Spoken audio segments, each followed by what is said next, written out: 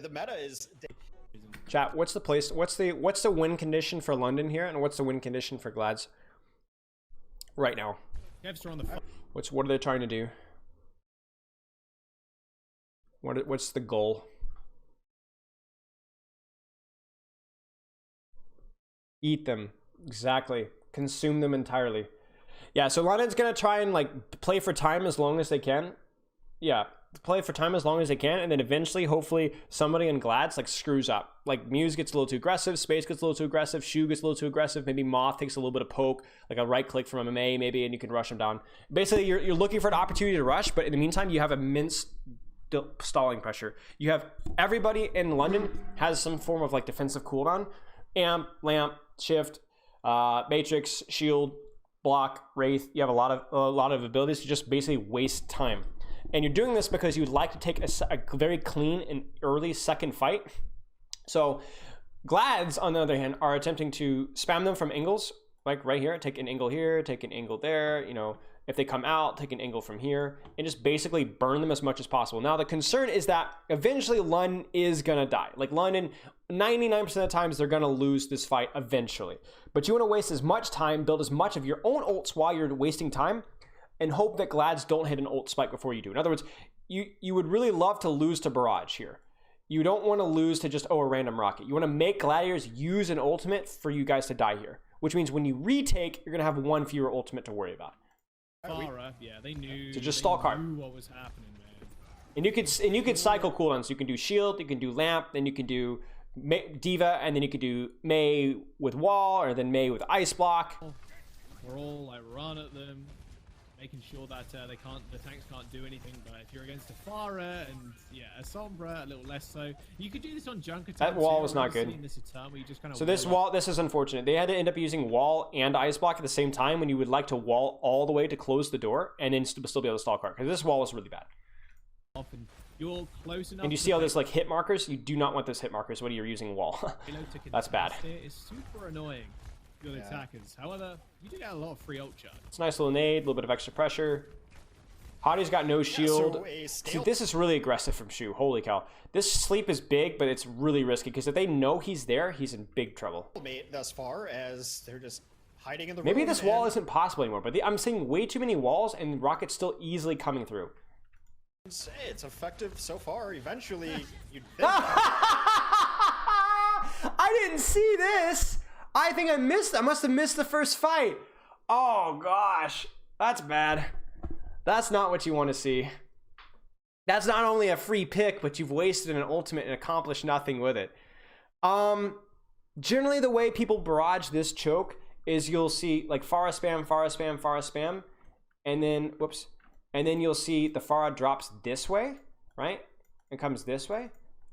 This is not the play. You don't barrage jug. So you like spam this way, spam this way, spam this way, and then you like flop angles, and it's the element of surprise, right? You're not expecting the Farah to all of a sudden be in your backline. That's generally how it's done.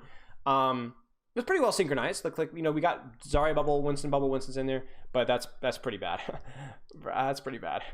Is barrage the worst ultimate at the pro level? No, I mean it's hard to say. It's hard to say. But yeah, you'd usually want Farah to flip-flop sides with Barrage. Maybe expected them to expect it from mine? Yes. Big brain. Barrage good with Nano. Yes, but I don't think he wanted to wait for Nano. Hamster's gonna be able. So it's really important here. I don't like what. Eject button. So what London is doing is they're trying to take that opportunity to push out now. Now that the res is gone. The barrage is gone. The Farah is probably not well positioned right now, and you have an ultimate, so you're gonna try and push out and see if you can get a pick. The problem here is that they don't really have scouting on where or who they're rushing. So this is very much a blind rush. They could have rushed out right now and gotten Winston or Ana. Instead, they're just kind of walking out this general direction. I don't know if they saw Zarya or not. Hits the eject button. Like I don't see what they're rushing here. So they're just kind of blindly pushing out, and I don't see what they're rushing, and that's bad. If you're gonna push out, you need to have a reason to push out and have a concrete, specific target. We're seeing a lot of a split attention from London right now, which means they're not gonna get a kill. They're not gonna get a kill or any realistically good pressure here. So there's a lot of wasted time right now, and as you're pushing out, If you're indecisive and you don't get pressure, well, now Farah has wide open targets to shoot. So in this situation, if you don't know where or who you're pushing, don't push. Better to just save the ultimate and waste more time and make it harder for them to spam you out. I'm saying you should walk out, but you need to have a direction to go, and they don't. So this is bad. And Shaq somehow dies, even though he should have Wraith. And now they can just hard commit, and they've got Primal and SGJs. So you're not really unhappy about that if you're London, but you're also not really happy either, because you know you counter the barrage, but you lost to your own incompetency. You scuffed it up, your push. Shaq screws it up. You know, they could have stalled a lot more time, and you wasted an ultimate that didn't get anything done. So you pushed out, did nothing, and you could have wasted it if you had just been a little more patient, or Shaq's not gotten picked, or you had just said, screw it, we don't know where to push, so we're not going to push. You could have wasted an additional 30 seconds, and probably forced Nano as well. How do you get a target from inside? Well, you can see the direction from which they're spamming from. Because Zarya is not going to stand completely AFK. You'll see right clicks coming in from here, or you'll see an on and aid coming in from here. And don't forget, you also have a diva that can look through as well, right? You know, your Ryan can walk out third person with shield. There's ways of seeing. It's hard, but you can see a little bit. Is broken. But that could have gone a lot worse for London. Unfortunately, not credited for that kill. It could have gone a lot worse for London. They're going to swap Moira. And the reason you go Moira is because you're thinking, okay, we need to like go fast tempo against these compositions, but you don't want to like stand and treat this like a hydrate. Thank you. You don't want to treat this like a slow poke and brawl and poke these guys out. This is like spammier, right? So you want to go at a faster tempo. You're not going to be standing there and shooting people. You're going to be like rushing in. And so you run a support that doesn't demand, like that can just rush in, right? Which is the Moira. Well, eventually... Same thing with the Tracer. The Tracer swap is just the rush in hero. You don't play the McCree here, even though they have a far out. You're just rushing in and killing something. Monkey, Ana, Mercy, whatever. The Mei is a little bit of a quandary. The Mei isn't really good with the divier style play style. Like we saw London play a lot of like Sombra Tracer Ryan, and that's like almost like a dive brawl. Like you're running in there and you're just running Ryan because Ryan doesn't take as much damage. The reason you'd run Tracer over like Reaper is because Tracer's more flexible with who she can shoot. Reaper, it's like, hey, you can shoot Monkey, and that's basically it. And maybe Zarya. With Tracer, you can pressure Pharmacy, you can pressure the Sombra out, you can pressure the Monkey out. There's a lot more flexible. Able to crack that. Did she also requires less resources from the team? To an extent, yeah. That they chose to hold there. They're not going to be able to hold here. So what we want to see from London on the retake is we want to see either London do a quick rotate this way and clear out this flank here, or clear out high ground and come this way. Or you could even flip the map, one or the other. But you do not want to run it down main. Because remember, just like last time with the Boston thing, they're going to be setting up angles to kill box in this area. So you want to clear out the angles before you attack. Necessarily, which is one of the more traditional. But I'm concerned about the ults here. Because Glads are hitting a massive ult spike, and all London has is a flipping beat. That's not good. Anyway, not too big of a deal. Now the they clear out left. Is what is going to deal with Kevster? Is it going to be all up to Molfit? They rotate back the other way. I don't like this. He has another barrage. I mean, good luck. Optic's only got so much. I think I would have preferred them to flip the map. I think I would have preferred them to flip the map this way. Like again, Gladiators are set up to kill box this area, and then they go, uh-oh, we're gonna go this way. Oh, just gonna come back this way. And so yes, Gladiators does a little bit of an adjustment, but Gladiators is very well positioned to set this up. Like imagine if London actually flipped, they might have caught space here. They certainly would have been in a better position to deal with barrage. It's unfortunate like I don't like how London is positioned here. Very sad. EMP, there's the barrage. Beautiful beat. I think the concern was that, hey, we need to hide our Lucio for EMP, and then he ended up getting split or whatever. But I don't like that. I would have liked a better continuous rotation, or even the rotation from like the high ground there instead. This is not good. You put yourself in a very small room. I don't like that. However, he does get slept, and there's nothing really stopping. So you're not unhappy with how that worked out because you see Nano, Barrage plus EMP, but I think a rotation could have been executed a lot better there. Yeah. Blasi needs to swap, to be perfectly honest. I feel like Blasi needs to swap as soon as this Blizzard is used. The high ground, where it's actually a little bit easier to kill the Fire, because the Fire is near their skybox at this point. But we'll have to see where they want to go, because Gladiators, they already kind of control. Chat, do you remember my Reinhardt VOD review? Again, I'm plugging here, but I think it's really important for this situation. The one thing, that, like my catch clickbaity title was clear high ground. Remember that? Smash high ground or whatever the goofball thing I said. London Spitfire, if they walk out of choke here and go die on cart, they're going to get shot from here The monkey's going to drop on them. The Sombra's going to have the high ground off angle here. They're going to get cleared from here and here. All that cry. Yeah, the Route 60. No, not the Route 66 one. I did that one too, but the one I put on YouTube was like the Hollywood one. London is going to go high ground, say, pharmacy, you need to go away. We're going to double check to make sure there's no monkey up here or Sombra translocator or Sombra, and then maybe we'll drop to cart. Maybe. But we're not going to let you take high ground away from us because we know that that's going to make your dive stronger, your spam stronger, and our spam less strong. In other words, a May can actually like do stuff up here, right? She can still enter walls, all that stuff, but she can like poke out the pharmacy. The Tracer can poke out the pharmacy. You know, your Ryan, your Diva can utilize the high ground. Your Lucio's a little safer, Moore's a little safer.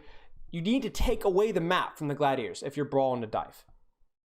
Do you see what the parallels of this and what Paris needed to do against Boston on third point, clearing out the angles before they pushed? They're going to clear out the angles. You do not walk down main. You're going to go clear high ground. Make these guys drop, and then maybe you drop the cart. Maybe not even then. Maybe you're going to go, we're just going to play and make you guys push the cart to here. And I know you guys will be too scared to push the cart to here, because if you push the cart to here, we're going to drop and kill you. But this is, if I remember correctly, now I swear up and down, I try not focus on like the strat side of thing when I'm watching Overwatch League. I just try and enjoy it. But I do remember being like, I feel like London is playing this one really well. Roll it with this Massey Fire. And this is where with Gladiators, you're like, you give them the high ground. You need to find a way to push cart, maybe with your Sombra from safety to where you can't get rushed. And then try and bait whoever goes to cart gets pressured from angles. In other words, you maybe have your Sombra on cart, your Zarya's back here, your Ana's like back here-ish. Your pharmacy plays here. Your monkey might go like in courtyard. And then whoever gets pressured on cart gets hacked, naded, whatever. And make somebody other than just one or two people drop. But you can't stop them from taking high ground. Progress going as the slow doors finally open. But yeah, you can just pepper in. You can try for a boop. Oh, just misses the... Yeah. Unfortunate. Oh! Wait. Okay, he meant to do that. I think he dashed over, almost missed, and then just dashed over completely. Okay, do you see they didn't just go high ground, chat? Did you see that? This is so good, man. I just flippin' love this. This is chess. They didn't just go in there, checkmate, kill the queen. Oh no, I got surrounded, I'm dead. They go high ground, and then they go all the way over here, where I think, was it Zarya and Ana? At least a Zarya I know was up here, and they say, no, go home. And they send her back down to the floor. And now look at the poor Glads. Their entire comp is sitting on the floor now. Post bomb. I can imagine he wants to land in there, but it was just a bit unlucky. Look at this. Now, so far, nothing. On it. Is Ana gonna drop? I think would like to brawl this. Oh no, that's a direct. Yikes! And Shaq's shoe doesn't even drop. The cart because they. But do you see the problem with this though? Do you see the problem with this? Because they cleared Zarya off of high ground. And because they made the pharmacy play a little bit further back by clearing high ground, and because they made Monkey drop off of high ground, do you see this graph? Who's following up on this graph? Where's Sombra? Nobody has any idea. Is pharmacy aggressive? No, not aggressive enough. Is Zarya in a position to follow up on her own grab? No. Is Monkey going to be able to follow up on this grab without pressing leap? No, he's going to have to jump. He has to commit his jump to be able to follow up on this grab. So you're talking about, okay, yeah, Shax messes up. Unfortunate, sucks, that suck, you know? But we're talking about what should be a free fight win for Gladiators is not. Because the follow-up is, pardon the expression, completely castrated. Like, there's no follow-up. There's no follow-up. Pharmacy has to land it like a crazy rocket here, hopefully get a hack. Something has to happen here. Is sound delayed? Can anybody else confirm or deny that?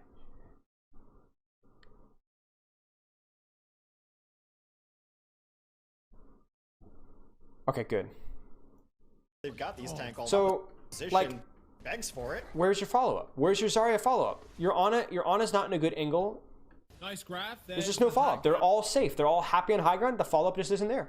Monkey uses lump, jump, leap, nothing happens. Now Hadi dies eventually because it is a graph.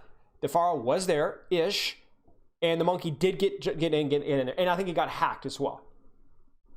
So I'm not saying that there's no chance of a kill. Of course there's a chance of a kill. But there's a less of a chance, less of a follow-up, etc. If they had Echo, I think Ryan died there? Maybe.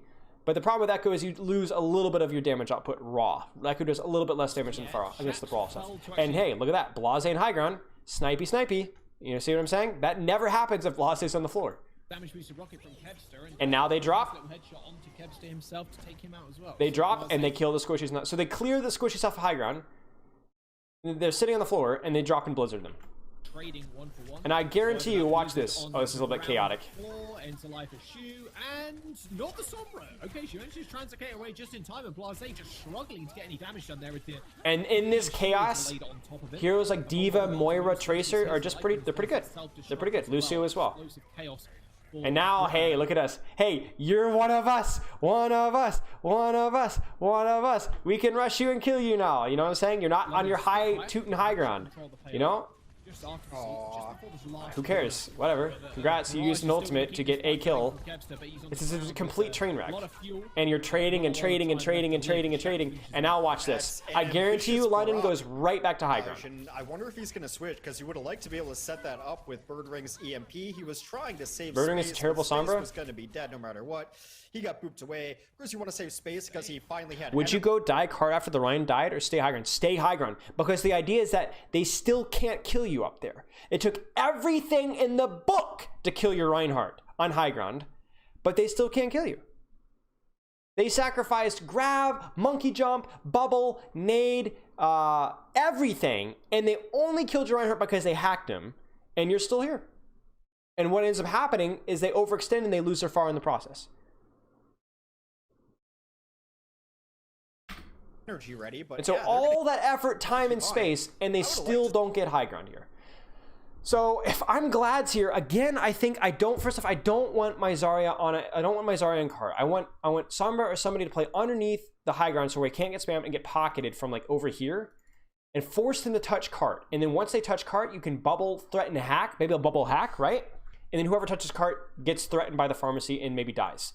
But you need to make London drop. You need somebody from London to drop besides just, oh, maybe a Tracer or something like that. You need to punish whoever drops. It's the same idea of, remember guys, when we talked about Boston's EMP on Nepal's Shrine, where we had para supports were a million miles away, playing safe. Make them go forward and help what's actually happening on cart or on point, and then you can punish them for leaving. But you can't force stuff on high ground without pushing cart first. So I would say put Sombra cart, push. They have to drop Diva, maybe they drop Sombra, you know, this wasn't a Sombra, this was a Mei. Maybe they drop Mei, and then you're like, okay, we're gonna start threatening hacks and monkey jump and whatever on these guys. And then, oh no, we have to help our team, and they end up all dropping. And then as they drop to help who you're threatening on cart, you then take the high ground away from them. The monkey jumps to high ground, right? You see that? How good do you rate each play in this game? I don't know, guys. I really hate rating individual players. I will give you a general impression. Like we saw, like I was unimpressed with Punk's positioning on Sigma last game, but I don't think that means Punk's a bad Sigma. It just might have been the team strategy. Like I think outside of like it's really hard to properly rate individual players because team scenarios have such a massive impact on how good a team. I just have to say one word: Sato or Sato. That's it. Do you understand what I'm saying, guys? Sato, who is openly mocked for being the worst player in the world, tank, and is now considered, unironically, Paul, some people were saying that maybe he's better than Mono. You just don't know, guys. You just don't know. Some players can look really bad because the team they're going in, the compositions, there's a miscommunication, and he commits, but oh no. I'm telling you, and it's not just once or twice. That stuff happened all the time. I really don't like giving takes on how bad or good a player is outside of mechanics. Like I can tell you right now that like Hadi's Ryan play was pretty smart. He played Ryan pretty solidly. He was pretty smart. He kind of knew the win conditions, right? Would I say Hadi's the best Reinhardt that we saw today? I don't know. Muse also looked good in Ryan. Would I say Muse is a better Ryan than Hadi? I don't know.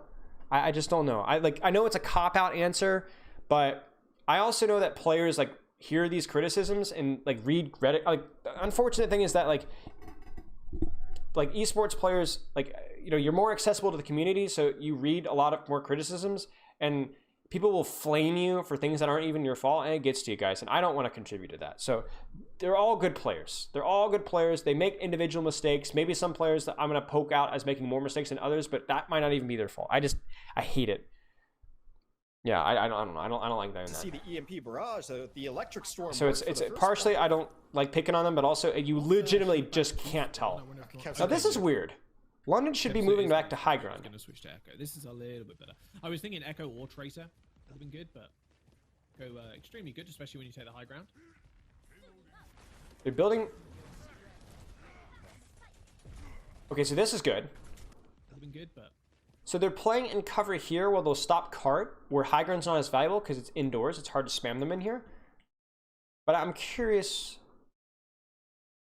So like Blase and Shax will want to take high ground and basically again utilize that. So basically it'll be like 1, 2, 3. At least these guys we expect to go to high ground and prevent Kevster / Muse from taking and abusing high ground, because there's always the threat of hacks and shooting and stuff like that, right? Maybe they predicted EMP on the high ground with Nano and Monkey. Yeah, that could definitely be the case. We're pocketing me to get mech before we move. That makes sense. Go extremely good, especially. Oh, by the way, chat, Molfig is in chat. Molfig is absolutely cracked. You guys know jealousy, right? And how jealousy works and how people are like, okay, this person's not that good. This is especially common with DPS players. Oh, that player's not even that good. Like, he's just overrated. Molfig, even by people that are other off tanks, those other off tanks have no like shame in saying that Molfig's the best off tank in Europe. Molfig is cracked, and Molfig has no weak heroes. Hit the high ground. Okay, so yeah, you're waiting to get mech, and then you're gonna go recontest high ground, and you don't necessarily need Hadi. So maybe Hadi plays low ground and contests point with Moira pocket inside, but you definitely need to contest high ground so that Muse can't stage whenever he wants. Birdring can't play high ground, because like the thing with Birdring and high ground is as they walk out, if they contest card, he can get a hack, and then obviously Kevster utilizes high ground as well. And not only that, but if Gladiators take the time, they absolutely can rotate their on and brig to high ground as well, and that's even more scary, because now you have no opportunity to actually kill backline, to rush backline, because they're all on high ground, inaccessible. Same thing with space. So what I would do as Gladiators here is, especially considering that you see Ryan's and cart, I think you have a window here where you should be sending Shu, Space, and Moth to high ground and play to control this high ground. And ultimately, even if they do contest you, I think if London tries to retake this high ground, because you have Nano, because you have EMP, and because you have Primal, I don't think they can take a high ground away from you. I think Gladiators should take high ground. And especially considering like they're too far away, they can't stop you from taking it. And then by the time they meet you on high ground, you can just Primal them off. You can just EMP and they just die. So I think Gladiators are going to AFK down main, and I think that's a mistake. Molfig Winston sucks. Guy's trash. I think your ball is pretty good too, isn't it? Hey, they're going high ground. All right. So it doesn't get destroyed by Shax. Alrighty. Yeah, just kind of giving up. But are they going to be fast enough? Okay. So they do take high ground. I watched this game chat, but I don't remember, and I'm trying to like not cheat. I'm trying to think about what should happen here. So London needs to play hyper passive on the opposite end of the high ground until they either build up a supportal. Maybe they can get Cole. Like, they don't want to get on top of Gladiators, ironically, despite being a brawl comp, because they're going to get EMP'd. Muse dropping here is fine.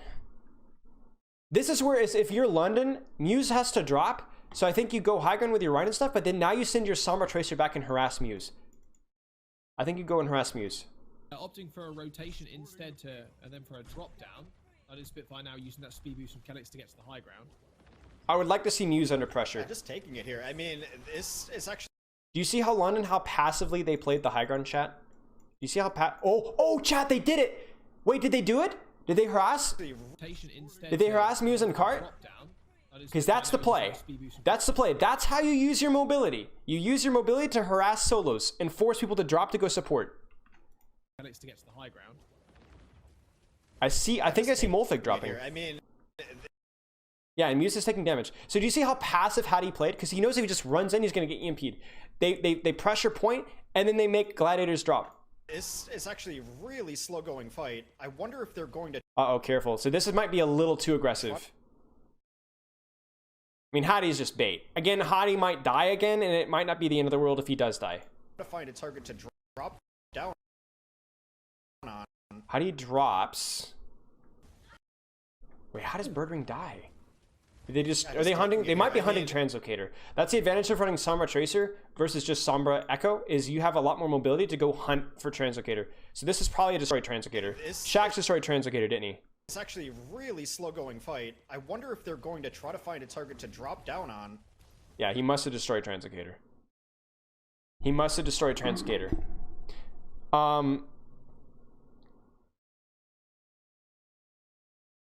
He threw Translocator in an awful spot? Okay. So he must have destroyed Translocator or throw it in a really bad spot, gets destroyed and spammed. And now... You saw on Space Stream, okay. Ooh, nice little bit. And now you can Cole, but the thing is you can... First off, there's no EMP, but even if you can dive and punish this, this is too far away. So what I expect to happen is Hadi will stop Cart, maybe, but you're going to see Sombra and Tracer and Diva re-engage high ground. Gladiators are going to have to drop from high ground, and we start all over again. All the work that Gladiators did to control high ground is completely washed because of this coalescence and the fact that Birdring died. So now they have to drop off high ground all over again. To Hadi. However, Birdring does end up falling to Blase. The 1v1 ended in Blase. And you see that? Little bit by little bit. Not a lot, but enough. There's the drop from Echo. As well, forcing people down. There's the pressure as well from here. Lucio's now on high ground as well. At this point, they're going to be able to do it eventually. And do you see how, like, they're no longer able to really leverage high ground anymore? Calyx went a little too aggressive. Wasted nano.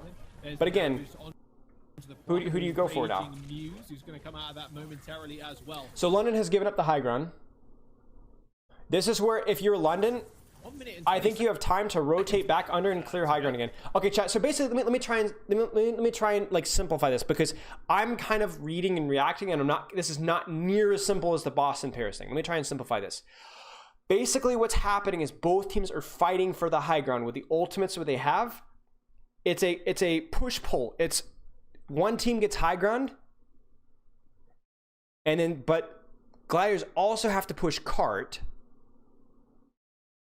So then London pressures high ground as well, but they're scared to pressure high ground too much because they don't have any ultimate, so they don't want to take a fight yet. So they play it kind of slow, and while they're doing that, they put pressure on Cart. They start shooting the person on Cart. This, for the Gladiators, is, oh no, there's nobody to fight up here because they're too far away, so we're going to help on Cart, which means that they have to, some of the high ground advantage is no longer there because they're helping Cart. And then essentially Birdring just makes an individual error. Birdring just feeds, okay? So Birdring feeds.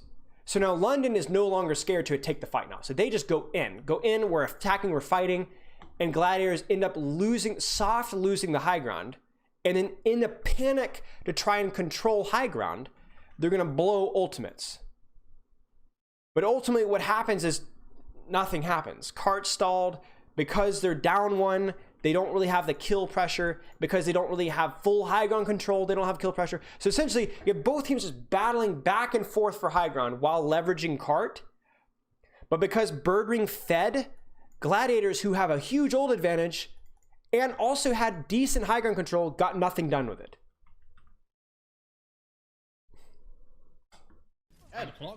And nothing's happened. And nothing is happening. Exactly. Now, because you can't just go in, because if either team just goes in, they're going to die. You have to fight for the space first, fight for high ground first, and then go in. Gladiators earned high ground, and they are in a good position to win the fight, and then Birdring feeds. And so all that work, just like we talked about earlier with the Boston Paris, where you clear angles, clear angles, clear angles, clear angles, clear angles, then fight. You clear angle, clear angle, clear angle, clear angle, clear angle, somebody feeds, you have to start all over again. It's tough, man. I'm telling you, Overwatch is chess. It's literally chess. I don't know of another strategic game that's step by step by step by step that's that easy to understand, but it's chess. Back and, the payload is and they go back high ground, and this is just awful. Well, London's got everything to work with. To go. On the clock, and it feels like no one has died and nothing is happening. People are just respawning, coming back, and the payload is. This is just awful. The follow-up here just isn't there. Well, London's got and he instantly translocates out. He's double EMP, and then it's counter. And look, and this is what we're scared of. Once again, Gladiators. Look at them. Look at how little high ground control they have here. The high ground is good because you can drop on people and use it to spam people, but I'm not certain. Like, look at how much of. Look how much of Glads is on the floor. Zero energy again, bro. Hattie. Every time we switch, great shatter. Space is not this is questionable, though. He should really not be playing this aggressively anymore. What is he doing? What? What is he doing? Yeah, Madman. Hello? Okay, Spitfire now gonna have to. But do you see the problem here? You're pressing W, but you're not gonna be able to kill anybody because they're just all gonna run away. And Molfig still has high ground. Oh gosh. Like you're not going anywhere. Back with the grab, but London Spitfire just running rings around them. You see the And here we go. Look at Blase. Blase is gonna kick tail from this position here. Just trying to chase him towards their spawn. There's the copy onto the Tracer. And more ult after more ult after more ult. Nicey. But it doesn't matter. By Molfig, beautiful. We knew that was coming. And now the coalescence to keep everybody alive on the London Spitfire. And remember, if all things are equal, if we ignore high ground, because right now high ground's not really being leveraged a lot by either side, a little bit, but not by a lot. If all things are equal and team, London presses W at Team Gladiators, Team Gladiators, Team London's gonna win. They just have the better brawl W key comp, right? You need more high ground for your Echo. You need more, like Zarya is a little squishier. Ana's a little squishier. Brig can get run over. So ultimately, Gladiators never once control high ground. Like really fully controlling, not once. Never. So they just never really control high ground, and so the value of Monkey is a wash. The value of, hey, we have a Sombra control is a wash, and the value of Echo is a wash as well. He is slowly approaching and space gets taken care of. Shaq is just so TLDR guys chat, like London eventually wins this. Basically, London does a much better job of pressuring high ground and dealing with cart.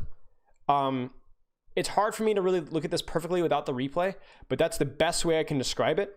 And a couple of individual errors on Glads just make it, they just get stalemated. They just get stalemated, like completely stalemated. So macro-wise, London they're just the better team in this map. And this map, like obviously maybe elsewhere, but London was they were just the better team by far. From what I know, Hadi is most of the IGL. Hadi is the IGL. I know Blase is also very talkative, so I imagine these guys do a lot of the talking. I mean, London, we expect London to be one of the better teams macro-wise most of the time because I respect the London coaches and I also respect the London players. They're very, very smart players. The question is just going to be like, obviously, is the mechanical skill going to be up to there? They're not as flashy players, but they've also been scrimming in EU contenders for months, which is EU contenders is a lot better nowadays, but they've not had the opportunity like these guys have had to scrim OWL level / KR level teams for months and months and months and months and years, right? So if these guys are in the right mindset, yeah, they could do really well this year. Like I think London could be a dark horse mid-table team. Where EMP was out, but I can't believe that was crazy. I mean, I don't know. It depends on what you mean by good team. Is London going to be top 5? I highly doubt it. Because I think there's teams that are as good in terms of team synergy, but just have better mechanical players right now. But, maybe they stick around and next year they're even better. So, like, I don't want to sleep on anybody. There's nothing... Yeah, so anyway. I don't want to get baited in so much like team versus team stuff. I hate that crap. Again, I just hate that crap. I don't do power rankings. You know what I'm saying? Same reasoning. Just review the game. That's all. Defense now for the Gladiators. Let's see if Hadi swaps. Monkey's fine here, but let's see if Hadi swaps. Yeah, so Hadi swaps. Okay. So Gladiators, again, are going to be looking to leverage high ground with their Zarya, Sombra, and Echo, and Monkey, and just look to dive on these kill boxes here, right here. Do you see this? So if cart is pushed, and London just pushes cart here, they're going to dive right here. The Monkey's going to drop, Sombra's going to off angle, Echo's going to spam, Ana's going to look for nade, and it's going to be complete chaos, and London might die. Okay? Now, now you guys cheated because you guys, I'm sure, saw this map. What should London do to counter this? They know the kill box is here. They know that Gladiators are going to set up here and here and here. So what can they do about those spots? It's the same thing as Boston versus Paris. What can they do against those spots?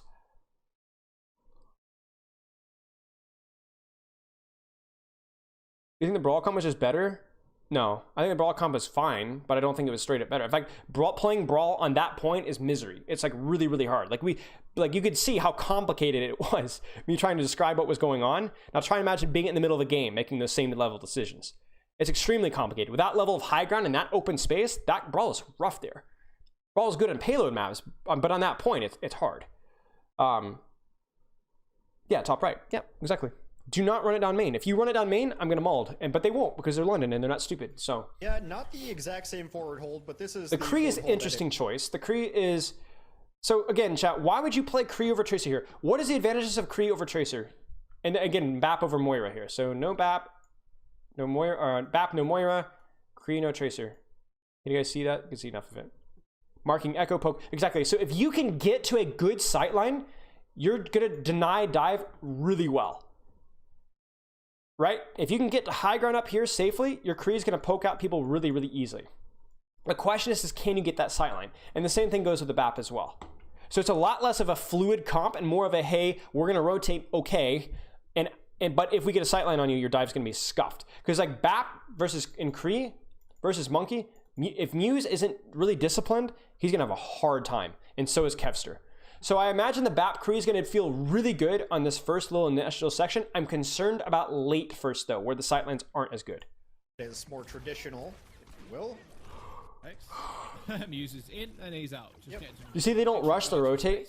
So they're like baiting a little bit. They're like rotating a little bit by a little bit. Drop down and touch and then jump up and away. Yeah, and so do you see how Molfik is pushing cart here as well? So they're like kind of split almost. Muse has to jump out. Easy peasy. There you go. No angles, no dive. That's it. 3-3 split. Oh, is it 3-3 split? I assume your Kree Bap, yeah, so your Kree Bap don't rotate. So the reason why you don't rotate your Kree Bap is because they're the squishiest heroes, and they're the most vulnerable during that rotate. Because while you're rotating from point X to point Y, you might be out in the open just for a little bit, and that's where you're really scared of dive. So you kind of play like Kree Bap a little bit safer, knowing that they're going to, and you don't need the Kree on high ground to poke out the monkey. From his position now, it's fine. So the 3-3 split makes sense. So it's not holding the room because they can't dive Kree Bap that far away. Just gonna drop down and I'm not able to solo push cart versus that. Needs some help. Right, makes sense. And then jump up and away. Because if Molfig solo pushes cart here, well, the real concern. So chat, Molfig, don't answer this one. Chat, who is Molfig scared of the most right now? Who is the scariest person on the Gladiators team right now to Molfig for what he's trying to do? No, they don't get dove for free because look at where the BAP Kree are. They're undivable. They're all the way across the map. Yes, Monkey can dive, but it will be just Monkey. Yes, Monkey Sombra can dive, but it will be just Monkey Sombra. It's not going to be enough follow-up. The back Kevster can't follow up. It's too far away. Space can't follow up. Shu can't follow up. Moth can't follow up. Yes, Sombra. It's Sombra. Sombra. Absolutely Sombra. Echo to a lesser extent, but it's Sombra. If Molfig gets hacked here, he's dead. So that's why you know another like the Kree Bap can stay alive. It's not the fact that he's going to get poked out. He can absolutely get poked out. That's the big deal. But it's more scared. You're more scared of Sombra hack because if he's hacked, he's done. He's absolutely done. He's demeched. Because remember what we talked about on second. Like you pressure the person who's pushing cart if you can't contest the high ground. So what they do is they push high ground and they also support the cart as well. Exactly. Echo can pressure Diva to distract, and then they're going to look for hack. But there's no opportunity for Birdring to go for hack. So this is where I think... Okay, so let me just get this set up for a second. Chat, how would you attack this here? I'm going to answer this. I'm not going to let you guys type this out, but I want you to think about it. I'm going to write it. You don't have to type it up. Just think about it. So the best thing you could do, the worst thing that you could do here is, again, similar to what we said not to do in first, is you could just go through this choke. Right? Don't do this. You get Monkey Cleave here with Zarya Bubble. You have Echo playing right up here, spamming down. Maybe Sombra, if positioned properly, would be here or here. Oh, whoops. Or here. Or here or here. You get an on-and-aid back here. It's just a disaster. It's a kill box, right? There's the angles on it. So you need to clear out the angles. This is, by the way, this is something you can take to your ranked games. Do not AFK down main. You always push cart to here and then try and get some people to clear out high ground and take high ground in like this. So what we'll see from Spitfire is probably Molf once again on cart. Probably have Bap jump from here to support Molf while his team rotates this way. And then we'll see a little bit of a split push like this. Clear out this high ground, clear out these angles here, maybe clear out the Echo. Like you can turn the corner here and threaten Monkey out. Yeah, it's a little rough with the Kree though, because his sightlines aren't really good until he walks into a kill box. But because like you can't really shoot Winston hiding behind this wall until you walk into the kill box. So this is going to be a little rough. I'm going to do when Huddy is on Rhine, especially as you can push through this small choke. Okay, so they're on high ground. High ground fairly quickly as well. See with the speed. Molf drops back to cart. There's our split. Trying to pressure Kevster, and he's done a good job of at least hitting a shot or two. to make Kevster They think almost get the twice. monkey? He's not just holding sway over the So you can wall there, so like monkey can sometimes scuff up his jump, right? You can catch him on the wall. sky. Pew, Blase shoots and right clicks in the air. Yeah, it's been tough, I feel like. Really, what I feel like, okay, so let me know what you think. If Molfig is still in chat, I want to know what he thinks. I think the best thing for them to do is like do a bait rotate, try and force monkey bubble. If you can force monkey bubble or Zarya bubble or both, Twice. He's not just then holding right sway over the now, sky. what I want them to do is go 3, 2, 1, roll, amp speed, and try and flash fan this monkey. Force a couple cooldowns, you know, without using anything. And then at the same time, like maybe Molfig can play a little aggressively. You have a 2-man mission in the backline while we're chilling? Really? Pew, Blase shoots and Who? right clicks in the air. Yeah, it's been tough, I feel like. Because you force jump and bubble. I think Doesn't really get anything done. You can tell that by just his ult charge. Jack's that's a doing massive bit nade. of Blase shoots and right clicks in the air. Yeah, Yeah, something's going on in the back, but I can't tough, see what's like- happening. Well, Kev's just Like really right there, I see blue in the back. getting Hattie and Kellex are behind. You guys are cracked. What are you doing? Oh, okay. So this is what are you talking about?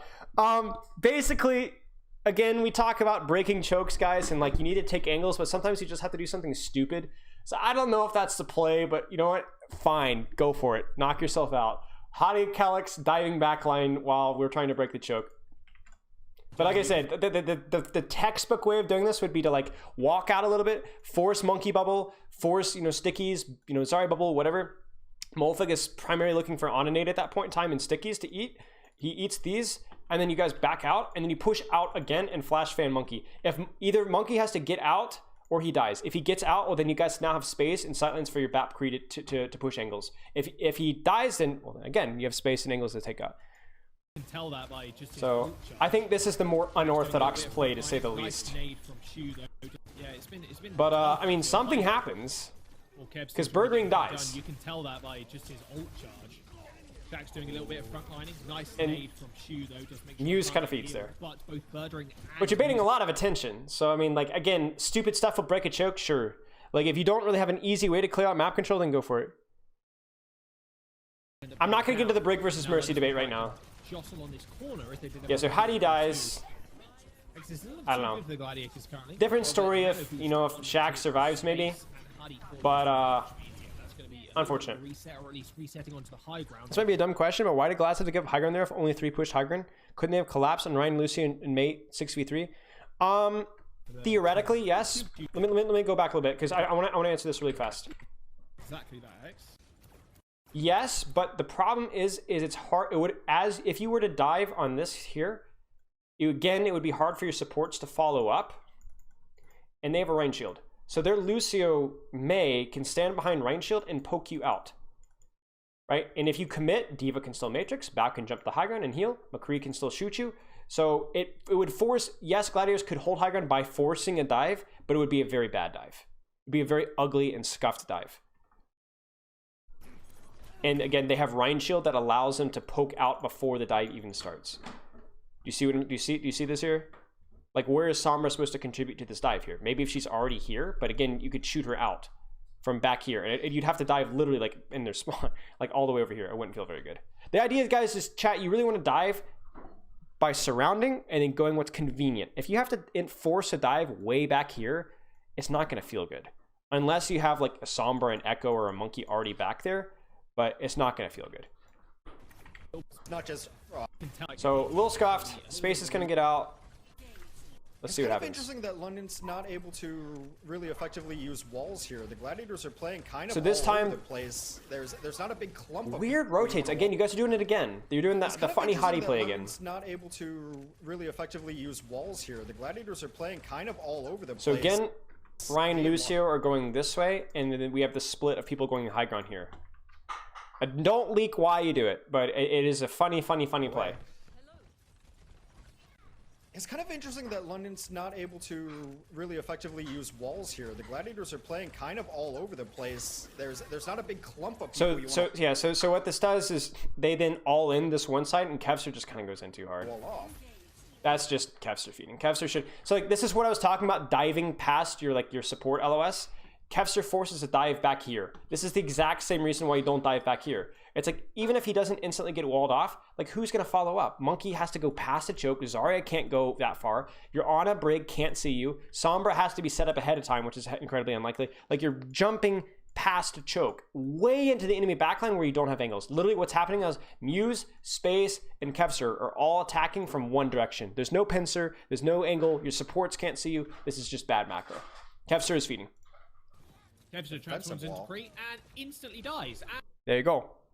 And instantly dies again. That's unfortunate. There's the EMP. The Blizzard's going to come out. Seriously questionable EMP. Wall off. Kevster transforms into Cree and instantly dies. And No. Instantly dies. No, this is just a terrible EMP. Chat, this is all you need to see about this EMP. What do you see, guys? Do you see what I see? Oh no! Come on, guys. What is going on here? I see one red member. Where's the follow-up? I mean, Kevster's dead. First off, that's bad enough. But Muse is out. Space is out. There's nothing here. Again, that's unfortunate. It's 4 members of the team, but it doesn't matter. It doesn't matter. I mean, it's better to hit a 2-man EMP that your team can follow up than a 4-man EMP or a 6-man EMP that nobody can follow up. It's not good. So you guys are saying you think Birdring's Sombra's bad? I can see why. This is not looking good. I mean, Muse was very clearly out. And so they get the space, and now you get sightlines for your McCree, and it's just over. And that was when London can just go W key in, because Gladiators have no angles, they have no space, they have no cooldowns, you can just W key in and you win. And meanwhile, you know, Shaxx is just sitting in the background popping off. Okay. Now chat, predict what's going to happen on second. Again, I know you guys probably, most of you guys probably saw it, but cheat for me.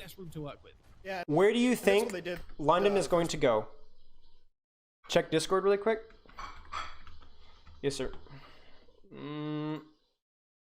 Yo! Pog, chat, we got replay codes. No more 4-bit trying to guess. Thank you, Molfig. Chat, say thank you to Molfig. Thank you, Molfig. Appreciate it. Early Christmas. Alrighty. Dorado WNMJ114. Perfect. So we won't have to guess. We won't have to use our like our super synth. WNM. Is it WNM? Yeah. J14. Thank you, Molfig. We got replay codes from Molfig. He sent me the replay codes from the Overwatch match. What is happening? I don't know. Misery loves company, apparently. All right. Are you even eating these? I ate like 2. Okay, well. I ate like 2 apricots. I have all your stuff ready for them. Okay, thank you. Oh, you do? Yeah, I have food for you. Oh, thanks. It's just in my refrigerator. Thank you so much. Okay, so yeah, like you can already see it now. Kind of the point is kind of wasted. Leaking the code, Spilo. I mean, you can have the one code, sure. Yeah, this is it. Like, this is the thing though, because let's give a theoretical situation here. I know you guys are gonna get tired of me doing this, but if you, hey, congratulations, Volfig, huge. Now, Volfig, you can get a VOD review now. Can you believe it? A discount and a VOD review. All right. Thanks, Savvy Drone. Appreciate it, mate. You can push the card under here. And let's just say London Spitfire sat out here, and they're just like pushing the car around here. Well, what's going to happen? Well, Muse is going to drop in them with Bubble. Zarya is going to spam backline with right clicks. Birdring is going to sit AFK and, you know, right click spam, get kills.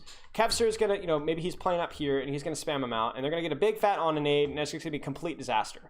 And just when you thought that you could, and ultimately, like this comp, would you be able to kill anything up there? Can you shoot anything? No. You might try and kill Muse, but he doesn't even have to use jump. He can just jump right back out again. You can't even kill him.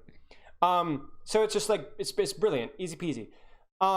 So London knows this. They can't let these guys have high ground, because then they just drop in them and they all die. So there's 2 ways of talking about this, and I was actually watching this with Pepper, and I was saying there's 2 ways London can do this. and I had an opinion about what the best way to do, and I want you guys to think about it. There's two ways of doing this. One, you as London can push cart if you can't or won't or don't want to contest high ground. You can push cart underneath here. Now chat, why would you want to push cart from underneath here and not here? Pretty obvious answer. You could push cart to underneath here. Why would you do that? LOS, exactly.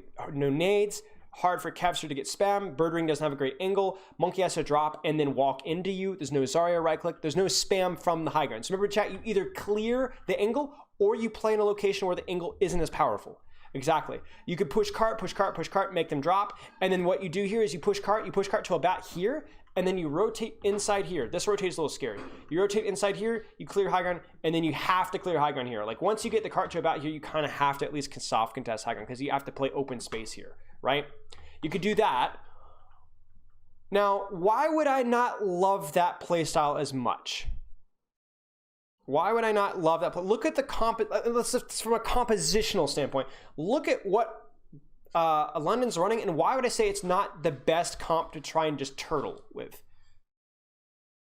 Not some echo poke a little bit, yeah. Look at Shax and Reaper. Do you think Shax and Reaper are in the best turtle heroes? Or in other words, the best heroes to just like survive? Yeah, Bap isn't terrible, but Moira would probably be better for this win condition here. Because she's a little less squishy, and she doesn't care if she's not shooting anything. And certainly not McCree. What hero would you guys run instead of McCree if this is the win condition you're going for? Which, in other words, avoid high ground, just make them come into you and just quickly rotate. Well, there's a couple heroes I can think of that would be better than Kree. Reaper. Yep, Reaper would be good. Another one. Give me another one. What would be better than Kree? Yeah, Tracer. Tracer would be good. Not Doomfist. Doomfist is too hard counted by the enemy comp. Tracer, because Tracer could kind of play solo by herself, you know, and not demand support at all, right? She could maybe pressure high ground. She could put some pressure on Monkey. Sombra wouldn't be terrible. Soldier Bastion. Screw you guys are awful. Soldier, no, not as much, because again, you're playing heroes that don't care if they don't have good sightlines, right? Sombra would be okay. Tracer would be okay. I think Reaper is probably the safest choice. Far out, you guys are trolling me. Okay. But yeah. But I look at Kree-Bap, and I'm like, I don't want to do that. So we look at this, and there's option number one. Now, option number two is what London's doing. Now, what is the strategy here from London? Can you guys tell me? What's a basic set? Don't overcomplicate it. What is London trying to do here? Sojourn. Yeah, exactly. Clear top. Right. You clear top, and you push cart. And so that you can don't worry about pushing cart because you're not going to get dropped on. Because you would rather take gladiators head to head than have gladiators coming by. In other words, for example, you would rather, if you're gonna have to fight for your life, you don't want to get mugged from behind. You don't want to get inside your car and have some thug beat you up from behind. You want it straight up. You can see what's coming and you got it in front of you. And if you look at your comp as well, your comp has got the jabs. You know what I'm saying? You've got the jabs, and you can take it straight at them because you've got the Kree Bap, right? You've got straightforward, you got a Rhine shield, you got lots of Bap, all that kind of crap. This comp, not so much. They got a weaker shield, they have two flankers, and they have a Zarya who's also you can be chased down on. So they're more like, and you're more like smack them in the mouth. You know what I'm saying? So that's what you want. So you don't mind if they meet you on high ground. You're a little scared of like getting stuffed with nano and stuff like that. Maybe getting boop. Okay, the big thing here is boop with primal. That's also scary. But again, like this, you got shatter, you've got window, you've got like your May wall. You like things keeping things in front of you. Okay, posture check. So ultimately, what we expect here is we'll expect Molfig to push cart, and then these guys to clear high ground. Now, chat, we already talked about this on first. What is the real risk with Molfig pushing cart? What is the difficulty that gladiators need to leverage? What is the one big advantage that gladiators have? Sombra. Bum, bum, bum. Exactly. This is where things get really rough. I don't know what you do here. Maybe you could put like Reaper on cart with Molf, or maybe like you need Calyx to speed. Like I don't know what you do here. Like you could rotate really, really fast and hope and just spy check 24/7. So I expect Molfig's gonna be spy checking 24/7. He cannot get hacked. Can't stop hack on ping. Ouch. Yeah, so that's where like I'm like maybe Reaper can like lag behind and support Molf. I don't know. Like you just hope that Birdwing's too stupid to look for you, basically, and you perma spy check. Try and pocket Molfig as much as you can, and just these guys just like basically probably AFK here until you get cart, and then you can push up a little bit. But I'm really curious to see exactly how this works out, because this is where the Sombra really is powerful. This is where mobility matters, because you could even have like Muse be like, hey, see guys, screw off and just jump Molfig with Sombra and guarantee hack on Diva and easy kill. You could have Kevster pocketed over here, and again, same thing, like look to pressure Diva. And these guys are obviously gonna have to play really safe, but like you win the fight away from the core. That's what mobility is good at. So yeah, so do you see Birdwing, guys? Birdwing honestly should, so he should already be pressuring this, but he should not be going, wait, what? Yeah, unsurprising. And dude, we literally predicted this. I don't know if you could actually see this in the VOD or not, but now you can see it now. Muse goes in, Birdwing goes in. Hi. Look how many viewers you have. I know. Like I said, misery loves company. What are you saying? What? What are you saying about me? I don't know. Do you want company? Just yours. Can I have a sticky note? Yeah, sure. Okay. Yeah. Guys, the pests are really bad nowadays. I recommend getting sprayed. Also, just eat your dinner for you. That's okay. It wasn't gonna be good anyway. Is it even edible? But yeah, you gotta see here like they have to double back and support Molfig and cart. I honestly am just curious to see here. So Hadi drops, which is rough, because Hadi is like, hey, I can probably block hack easier, like maybe with a ping or whatever. Like it's a little bit easier to deal with. But this does mean that you have a little less leverage pushing out in high ground. Because remember, the whole point of high ground is like, hey, you guys can't match us because we have a hard shield. You guys don't. But now they don't have a hard shield. And Hadi's not going to have a much better time of it. Like, he's maybe slightly better versus the Sombra, but like...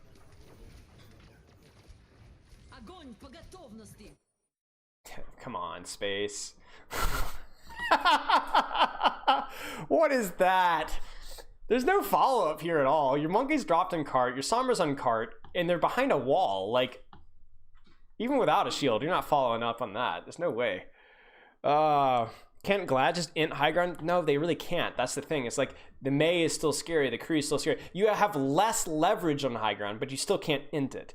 I think the play is still to pressure cart here. I still think the play is to pressure cart.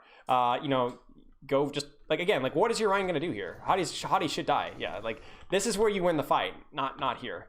If you're mobile, you take it's a fight away from the fight that you win, if that makes sense. So, yeah, that wasn't the play. And again, they can't leverage this. They cannot push this up here. It's impossible. They're gonna die. Maywall, Bap, Lucio, Kree, etc., etc., etc. So I don't know what you do here, chat. I honestly just don't know. Like, if you're London, I think... Thank you. If you're London, I think your best bet here is just to, like, you probably need to push out and make a play here. Because, again, they're just going to keep abusing Hadi. So you need to make a play. You need to make a play. Probably go out with Bap Window. Bap Window is probably your best play here. There you go. Bap Window. Now, yeah, you might actually kill Space here. Nice. Brilliant. And now, okay, yeah, you didn't kill the kill in Space. It doesn't matter. Now you can just go take high ground and push this here. And look at Hadi. Look at Hadi. The man's literally playing, like, he's baiting people. That's all he's doing. Flase! Look at him go! The madman. That's just brilliant. I'm sorry, we got to watch this again. This is brilliant. My laptop is almost dead. I'm gonna have to pause for a second. I gotta pee, and I also got to get power cord for my laptop. Just look at that. Look at him. Look at that. Look at that. He doesn't get healing either. That's great. This is good. Like, you know, you're losing the map control. Hadi basically doesn't get punished again. They really should have just gone for Hadi again. They should have just done it again. I'm gonna do it again. You know, like, yeah, this is nice. And if you're London now, the high ground's just yours. So Molfig just needs to survive, and the high ground's just yours. So now they all have to drop or die. Moth just does that, and for whatever reason, I don't know why Moth drops, and I don't know why Moth dies. I don't know why Moth rallies, rather, excuse me. Oh, he gets booped. He should not have got booped there. Oh, no. Did Moth have packs? Actually, that's a really good question. How on earth does he...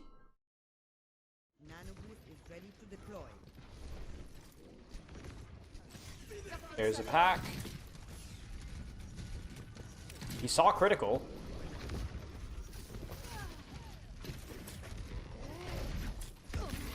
Why does he pack Shu? Wait, was Shu low? Is ready to deploy. You're covered. Wait.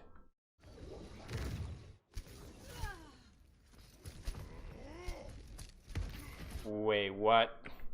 Okay, Chad, that's just awful. Oh, that was bad brig play. Didn't pack his DPS, which is his primary job. His only job is to keep Kevster in the air, like more important than anything else. His scouting was kind of subpar too. He didn't even see Blase coming up across here, and he didn't even see if they were here or here. He wastes a pack on Shu, bashes late to counter Boop to stay high ground, and then wastes rally. That was not good brig play at all. That was very, very poor. Give me 1 second, chat. Actually, we should be able to finish this before laptop dies. But yeah, that was not good. Hey, Fujin. But that was not good brig play. And now London, like, it doesn't even matter if you got high ground or not. Like, whatever. They'll go. I imagine they're gonna go back high ground eventually. Yeah, so they're gonna go back. See, exactly. Like, look at Hadi. Look at Hadi. This is how you play Reinhardt, ladies and gentlemen. They needed him on cart for a little bit. Fights one. Don't AFK. Don't AFK push cart. Bang. Translocator. Look at Birdring, man. He puts it. He's just goofy, man. Look at this madman. And now, Glad. Like, honestly, guys, chat. Like, even without knowing the result of this fight, it's just gonna be so incredibly hard for London to lose this next fight. Like, it's just, I'm gonna be so hard for them to lose. Now, I actually have a little bone to pick here, though. I'm not very happy with the way London is set up right now. Now, to be fair, this is a very chaotic fight now. This fight is won, but there are still members of Gladiators alive and split. What should be happening right now, chat? What should London be doing right now? I want you guys to read the situation for me and tell me what's going wrong right now. What's wrong with your screen? I see at least 3 things wrong. Well, the cleanup, yes, but like, just, you know what, like, let's just say you couldn't get the cleanup here. Like, how should London be setting up here? And if Molfig is still here, I want you to chime in as well, because I want your thoughts on this, because I think your team is making a mistake here. A couple of mistakes. You're very split. Well, okay, split, but like, where should you, like, being split is okay. It's how you need to be split is proper. Right, exactly. Like, Hadi should not be on low ground here. Hadi should be on high ground with Blase and Shax. Bap should be here. Lucio may be here, hiding for EMP. And you should have Molf on cart, if anything. Molf should not be over here. Like, I get that we're chasing staggers, so that kind of like gets messy, but I do not like this at all. Yeah, you're greeting. Yeah, exactly. Because like you're maybe if you get the kill here, it's worth the positional stuff. But I'm like, dude, this is last fight anyway, man. Like, just get high ground here, and Stace will get poked out. Like, yeah, this is not cool at all. Because Shax is in a lot of danger here, and you guys are like honestly, Birdring could just EMP this, and you guys would die. Like, if he just saw this opportunity here with like space and high ground, Hadi's available, he could just EMP this, and you guys would lose this fight. You're still greeting, and this is just bad. This is just very lucky. Yeah, it's just luck. That's just kind of poor play from Glads and just luck, honestly. So that was not good macro. But I mean, that was, I'm not blind. That was the one fight where I think it was a little shaky. Everything else was good. And you know, at least Blase's on high ground, you know? Like, the key thing, Chad, is that like, you want to make the EMP as hard as you can. So you take high ground and make them EMP you on high ground, which is really hard. Like, they have to, the Winston is going to have to jump up here. You know, there's no way they can EMP the Lucio if he's hiding here. And then obviously it just makes it harder. Because Kellex still hiding with Beat though, to be fair. Yeah, that's true. But my concern though is like, because you guys are like hard chasing the Zarya instead of like actually setting up good positioning, Kellex is, if they just EMP'd you and Hattie, you die before the Beat goes off. Like right now, I don't think Beat gets off in time. I don't think before you guys die. Maybe it would be cutting it close for sure. But yeah, I don't like, obviously the positional issue here. I mean, honestly, dude, like you just played better. Like the macro was just on a different level. They were just behind. They didn't know what they were doing. I don't know if they just, the synergy wasn't there, the knowledge isn't there, the practice isn't there, but you guys absolutely deserve this team win. Coaching issue, I mean, I don't know. They've been together, like how long have they been actually scrimming? Does anybody actually know? And maybe it was a communicational issue. Like you have to look at this here and you go, you know, Western, Korean, right? Korean, Western, Korean, Western. It's a 3-3 split. So that there's a lot of time, like 3 or 4 days. Okay, well, there you go. I mean, like, they're a great roster, expensive roster, but, you know, give them some time. Who knows? Yeah. Who knows? So, London just was the better team today, for sure. Like, London were the better team on this map, for sure. Okay, chat. Can a mod set up a poll for what map you guys want to do next? Or can you guys just give me some input on, like, what map? Because I got to plug up my laptop, and then I gotta pee.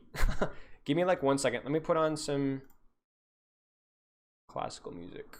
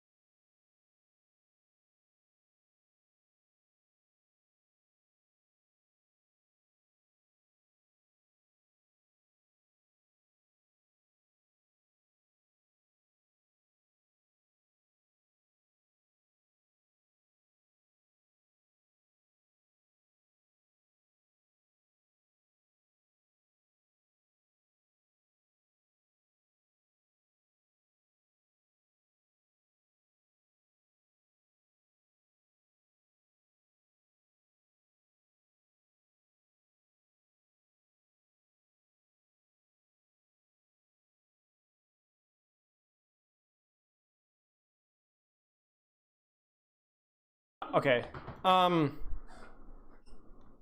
Let's see what we got here. What do we want to look at? Temple of Anubis, Oasis, Lijiang Tower. Do you guys, we can look at the next match too. Oh, can I have a paper towel before you leave? Yeah. Sorry.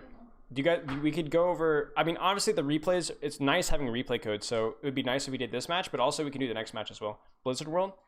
Yeah, we can do Blizzard World. We'll repoll. We'll repoll.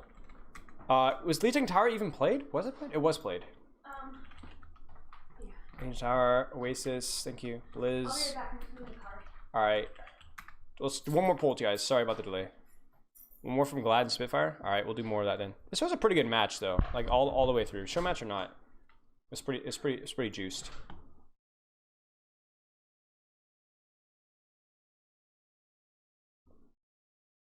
Li Jing was junk sim though? I mean, yeah, but still reviewable. What is that face? Don, leave me alone. I already reviewed you. Please.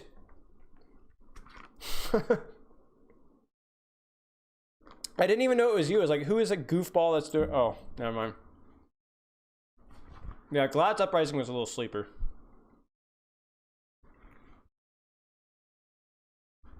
Alright. Well, vote. It's up. Blizzard World is crushing it right now.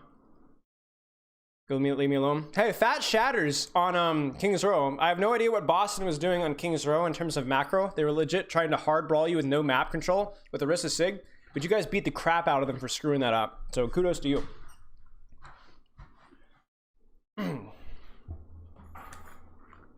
Like, it was painful to watch, but I was like, hey, Fat Shatters off of cooldown, so that's fun.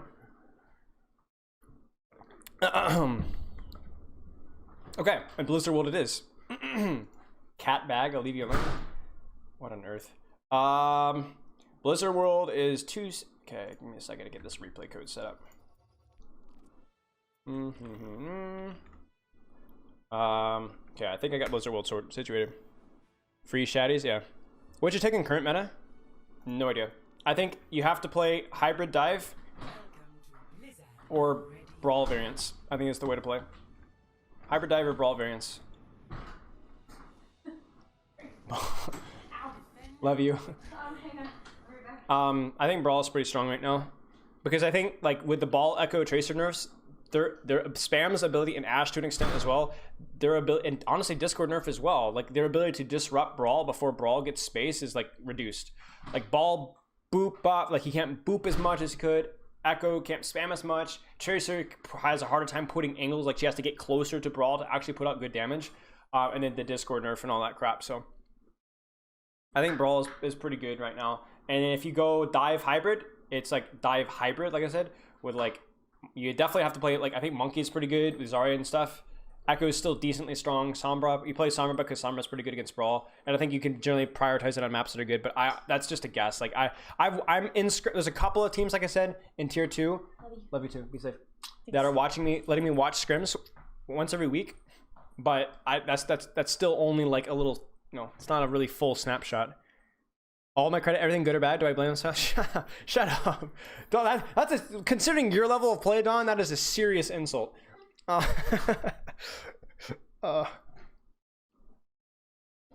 The Chad shattered. Don hit on Hanamura. Yeah, see, I don't even want to review Hanamura because Paris just pooped on them. This is Don from the Smash documentary? No. Well, I get it. You have a question about Brawl Comp. I have an answer about Brawl Comp. Yeah, Korea has a heavy monkey bias, like heavy dive bias. EU has a heavy brawl bias. It's just like what they play more of. Like there's more good monkeys in Korea, so they generally play monkey comps because they're better at them because they have better monkeys, right? And it's the same thing with Reinhardt's and stuff like that in Maze and things like that in Europe. You have to review Hanamura to see the con spawn camp BM Paybalath. All right, maybe I'll look at it later. If I want to review that, you're gonna have to give me the replay codes. I'm literally gonna simp for replay codes because I'm not reviewing going back to Twitch stream after I have replay codes. Both give me replay codes. So you have to return the favor. Why is Brawl better in horizontal lines and vertical lines? Can you explain a bit more? Yeah, sure. So the concept is that, again, I want a visual example here, okay? As Brawl, you are a bulldozer, okay? You are literally like a 350-pound man, 6'4". You're a little slow, which is why you have Lucio in Brawl comps. You're a little slow and you're a little one-dimensional because you're not very mobile. You're not like but you just go.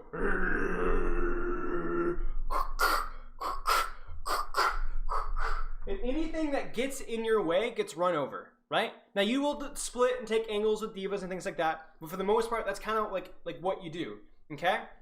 Now dive, you've got squishier shields, you've got squishier targets. In other words, you don't running Krees and Reapers and Maze, you're running Tracers and Sombras, lower HP, lower damage output directly. And so what you do is the way to beat is you can't beat it straight forward. If you run into it, you're gonna get run over. So you're like gonna ninja it. You're gonna slash its ankle, and then you're gonna jump behind and you know, pinch its ear, and then you're gonna go behind and give it a quick punch in the kidneys. And so you're gonna surround it and hit him for death by paper cuts, a million different ways. High ground, the flank, behind, here. But if you get punched once, you're done. So you're constantly keeping smack, smack, smack, smack, smack, right? It's like it'd be like think of dive beating brawl as you is a big fat man or a big strong dude just punched a hole in a beehive. How's that gonna go? You're gonna get stung in a million different directions. Now, if you had all the bees stand still in one spot and let you punch them, not to be gross, but crunch. You know what I'm saying? They're all dead. But that's not how bees fight. They're gonna hit you here and here and here, and they're gonna be fast and they're gonna be quick, and then hit you all over the place, right? And that's how dive beats brawl. Is you utilize angles and high ground and this and that to put damage and pressure and this and that, and eventually they're distracted and he's punching at the air, and then they get split, right? Did you see? Remember what happened a little bit with Paris Eternal on Zimbianca? Think of the sub, 2 months, and you see how they got like split, and then all of a sudden they started to fall apart. That's kind of like what doesn't want to happen. From the coaching children, yes, because I was describing how to play Tracer. How to play Tracer. You don't go up in their teeth and jab them. You surround and you poke, spam, jump in there. Your monkey jumps in from the back. You guys pressure a little bit, you get out again, and eventually something dies. Check Discord real fast. All right, I'll check Discord real fast, and then I gotta get going. So, to describe brawl as only clumping up is not exactly completely accurate, but when you compare it to dive, it does play more clumped up. So you don't want to meet it on its own terms. And we'll go over that more here as well, because we're going to see more of that matchup. Oh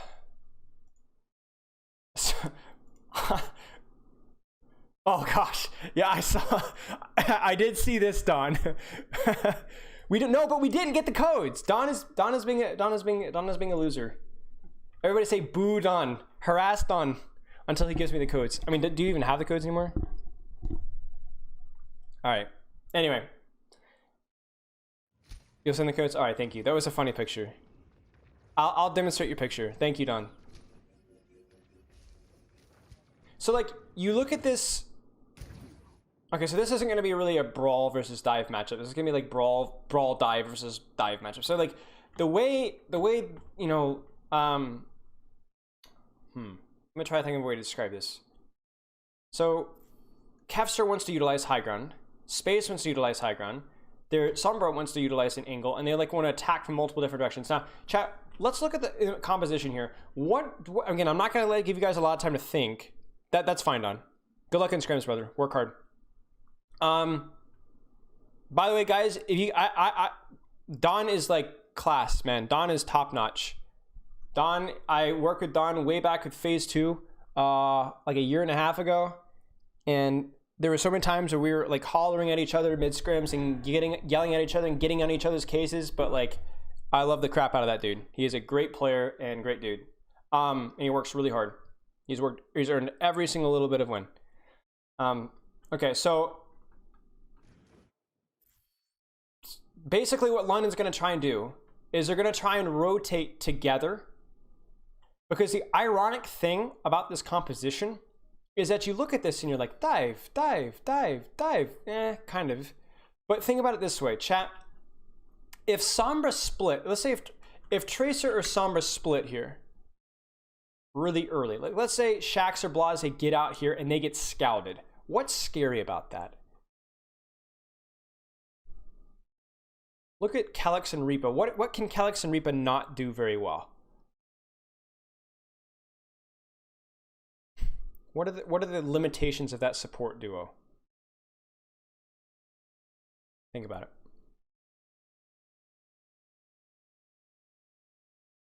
it. Range.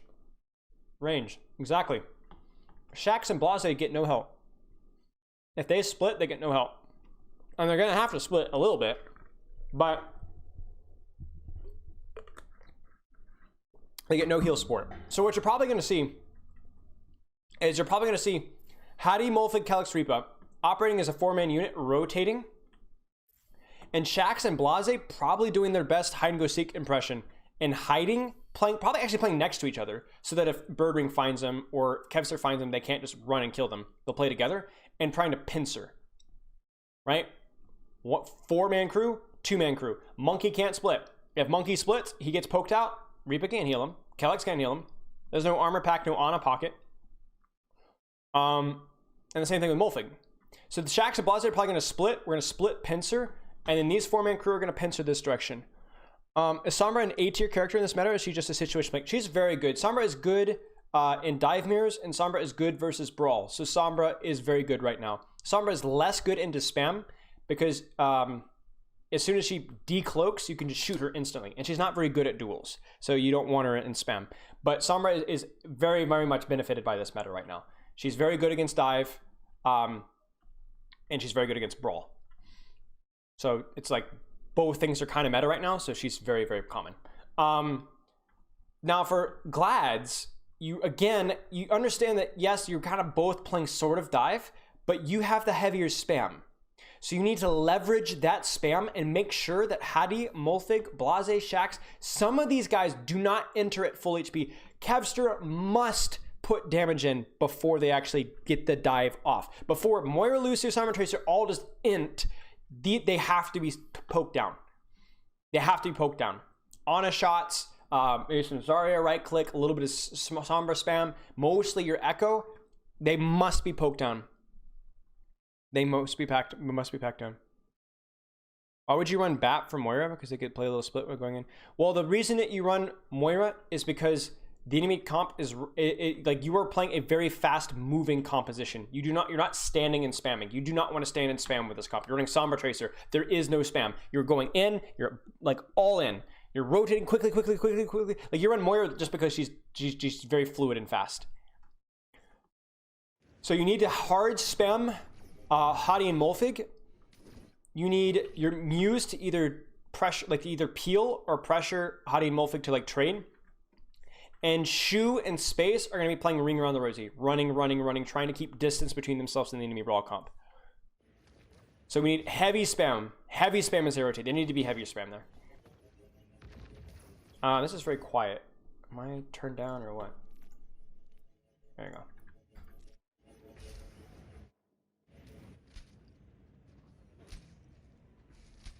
So they are grouped up, as we expect. Now, do you notice, chat, that they're not running it and diving it down main because there's the angles, right? Kevster would smash them here, Shu would smash them here, Space is high ground, Sombra would smash them from here. They're going to rotate, clear out the angle. They're probably going to clear Space from high ground before they even dive. Or they might actually dive the high ground. Because think about it this way, chat. If they were to dive high ground right now, who would punish them on Gladiators? Muse, Kevster. That's about it. Shu, not in a good position to punish them. Birdring, not in a good position to punish them. Space, he can't stay. He has to run. So it's like it's a 6 versus 3. You see what I'm saying? So what Space and Shu have to do is they're probably going to rotate to this opposite high ground here so that it's a longer dive for them to get there and easier for them to spam them out. This high ground right here. But they're going to try and rotate to the opposite high ground now. Yep, so they rotate away, and there's the dive. Now, it's interesting that they did not fully rotate. Now, let me turn off the objective sounds really quick. Give me a second, chat. Most teams would have done a full rotate here to make sure that high ground wasn't cleared, and to also make sure that whatever is over here can't shoot you. I don't love this here. I think this might be a situation similar to what we saw with Boston versus Paris on Nepal Shrine, where Boston didn't really do a full rotate. They went under when I would have liked them to go over, but they did under so they could catch them off guard. So for example, maybe London is doing this because it's unexpected. You see what I'm saying? Like, you would expect them to rotate this way, but they cut it short and did something a little weird. But what we do like is, chat, if we turn on spectate overlay, what do you see from Team Red and what do you see from Team Blue? Who has the better fundamental positioning set up right now? Yes, Blase sees them rotate. We ball. Okay, so it was a bait rotation. Okay, that makes sense then. Blase scouted that they were rotating ahead. So rather than do a full rotation only for space to end up safe anyway, you cut it short. So we guessed correctly. Good. Yeah, so right now what I see here is Blase has a good angle, Shax has a good angle, and we see pressure from here. Now, the only person I'm really scared of right now is I'm a little scared of Birdring. That's the one bad thing about cutting this rotation short, is that Birdring is in a really good position to get a hack off or get a lot of pressure off of. So this fight needs to go quickly. So let's see what happens here. We'll slow it down a little bit. Bang, bang. Again, the advantage of Moira is right here. Heal Orb is along with it, and they are all in, everything's good. And because they have the angle here, Shu should be dead. Shu has nowhere to kite. He runs right into Sombra. Whoa, does he get Mega? How does Shu survive? Oh, he gets Bubble. Oh, and they have hacked Mega too. That's actually crazy. Birdring is lagging way too far behind. Birdring is way out of this fight. That is not good. Okay, so we're gonna try and get in here a little bit. We're gonna play this really slow. Big hack on Muse. Shu does end up dying. Now, this is really crucial, chat. What is really good about London's positioning right now?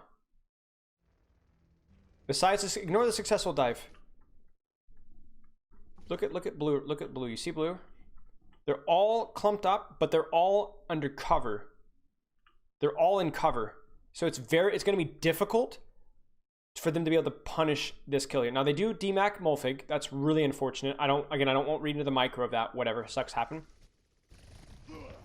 Oh, what?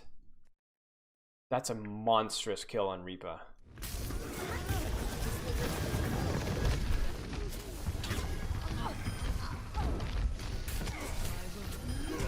Oh no, that's actually... Do you notice how Kevster got this kill? He didn't get it through foreheading through main because there would have been Matrix and bodies to get in the way. He actually split off here. So, you know, decent dive from London. Maybe if I'm being nitpicky with Reaper. No, the heal orb thing was fine. I think maybe... Yeah, so he is so hard focused on keeping Mulfig alive, he does it at his own life. So like right here, like when we would have liked to see a little bit of right click, he instead left clicks, and then that's how he dies. And also this Mega is not hack friendly. This fight isn't totally won or lost just yet, because yes, they don't have space, but they did lose Monkey and Ana, and we still have a Diva mech maybe to farm back. So they're gonna re-engage for a dive on space. Shax is pretty well positioned for that. They're going to get the res off, but they trade space. I think this is a mistake.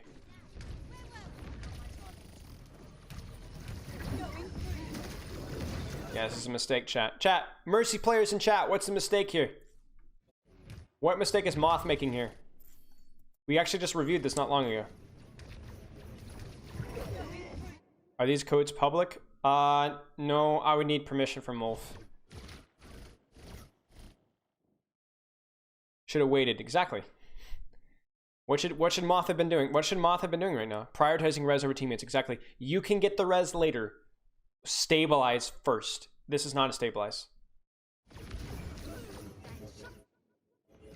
Right. And Space probably would have survived there. Space would have survived there, and then you can get the res afterwards. So that's a mistake by Moth. Okay. So they go in, their tempo, and this is where fights get really just messy. Moth is... Oh, Moth. Moth might die.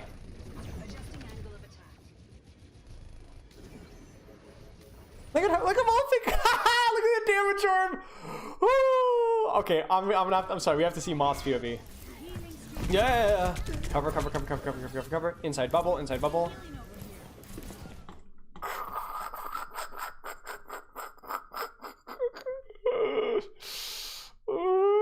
Let's go! To be fair, he probably would have died either way, but that is pretty darn funny. And Mulfig gets his mech back. What? Molfig. What? 7 HP?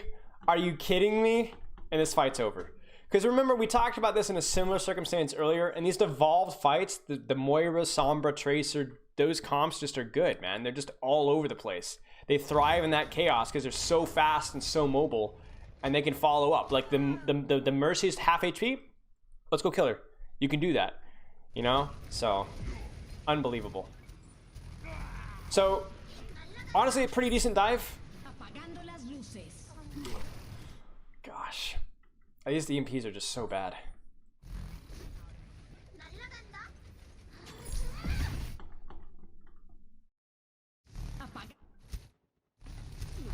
It's a really great angle from Blase. Like, I understand what we're seeing here, and he does hit a decent, like the EMP itself is okay if you had more of your members of your team alive, but the problem is you're down 2, you're really down 3, and he's EMPing down 3. Well, the entire team of London is there. I don't think anybody is dead. Yeah, just Lucio and Cart.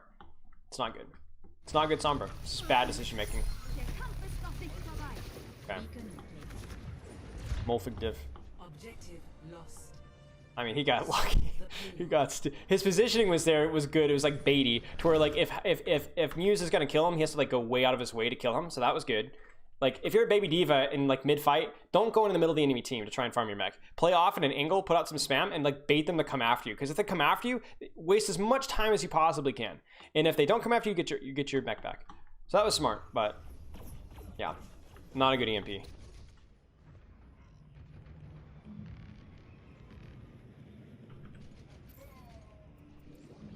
Now, chat, what's the problem with the Spitfire's comp here? The major issue on this point.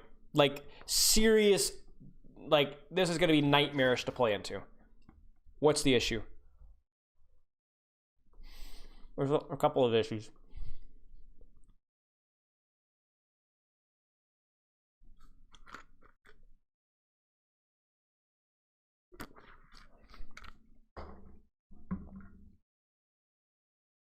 No range, open space, exactly. You're playing a comp that wants angles, but you want short sightlines. Like, forget tempo, guys. Forget fast versus slow.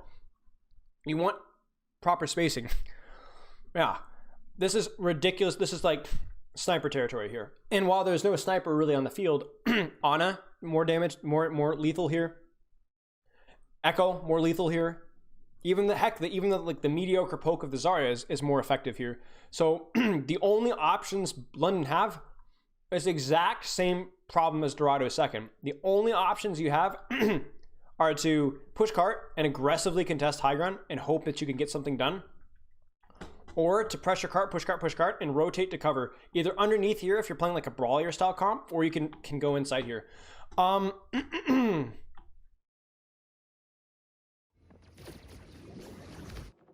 What I would really like London to do is to prioritize cart. Excuse me. You have more mobile heroes. Prioritize cart, and just look. Basically, you have enough ults here. I would prioritize cart and make Glads do something about it. I think I would make Gladiators give up their positioning or start to play position more aggressive. Because think about it this way: Ana, if you're pushing cart, can't just stay back here. She has to push up to try and find value. Zarya is going to have to push up a little bit. Sombra or Echo are going to have to push up a little bit. I don't think they have enough spam to prevent you from just pushing cart. You could like put your backline like here and push cart and have like an angle with your Sombra Tracer here and just bait them. They do anything you EMP cold or just cold or whatever. I don't think this is the play. I think you need to prioritize cart. You can win the cart war. Nobody can stop you from pushing cart. This is a nice kill, but my problem here is that cart's just not moving.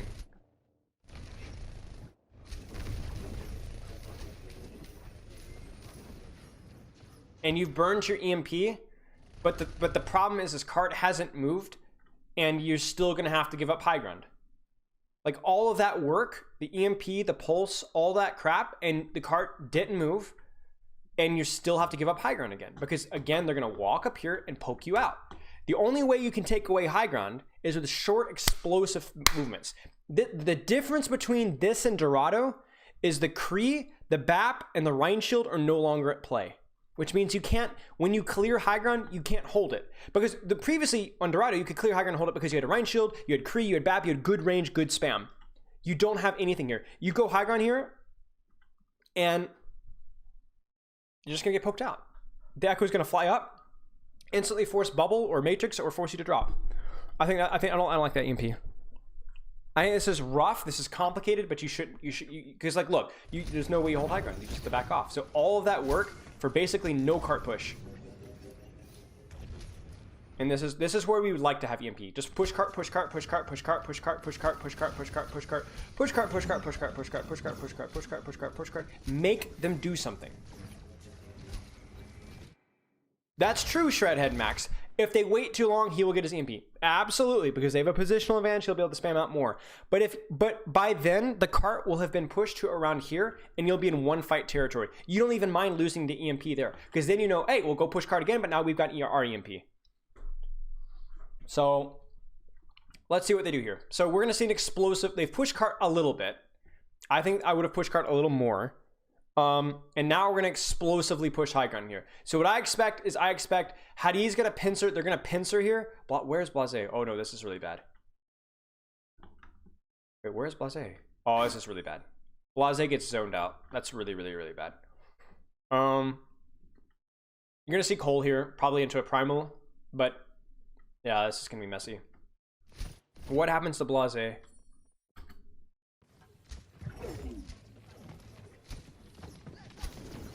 Scouting. Come on, brother. It's not good. Chat, what's the issue here? What's the major issue? That's a deep translocator. Okay, that's a little more understandable when there's an enemy Sombra on the team because it can be hunting for your translocators. Yeah, so there's a misconception, I think, where Sombras get in this mindset, and maybe Blase did this as well, maybe not, where hack is an impetus for dive. It is the opposite. Hack is a result of a dive. In other words, you do not hack and then we dive. You dive and then we hack.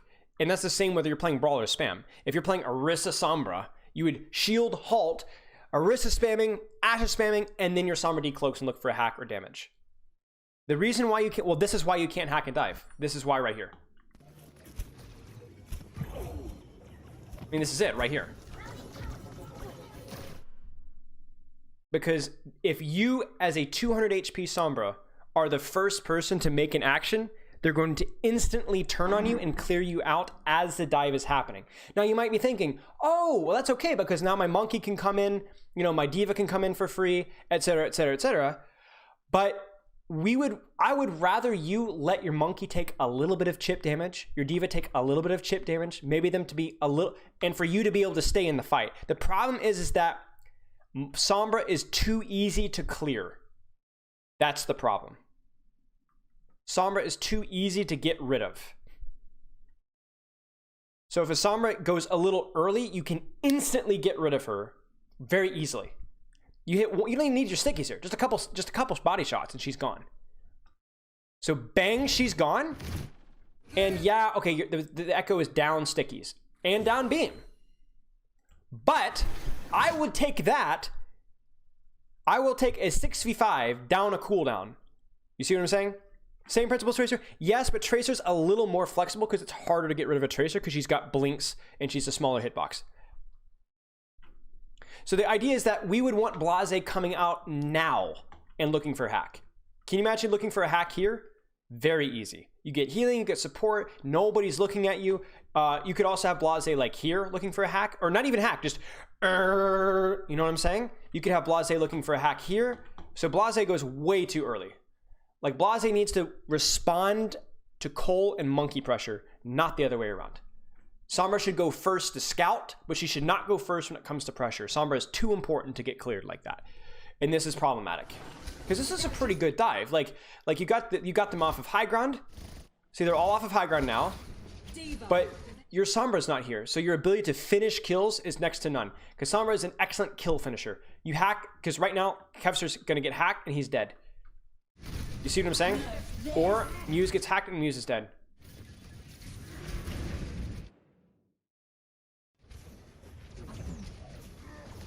Instead, you have like Hadi trying to make space for his team, and just nothing's happening. So like, I don't want to okay, so Hadi overstays his welcome a little bit. The big error here is Hadi needs to recognize that he has no flanker follow-up, so there's 0 chance of him getting a kill here. If there's no Tracer or Sombra here, you're just not going to get kills. Like, even if you're nuts, like, it's just not going to happen. And he recognized that just a little too late.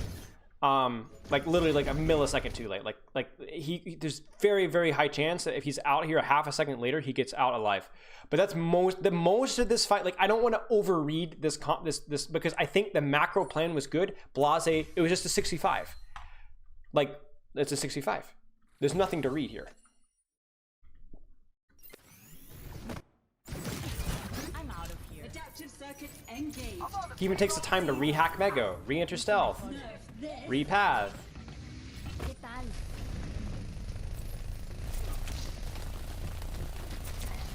And Hadi's dead.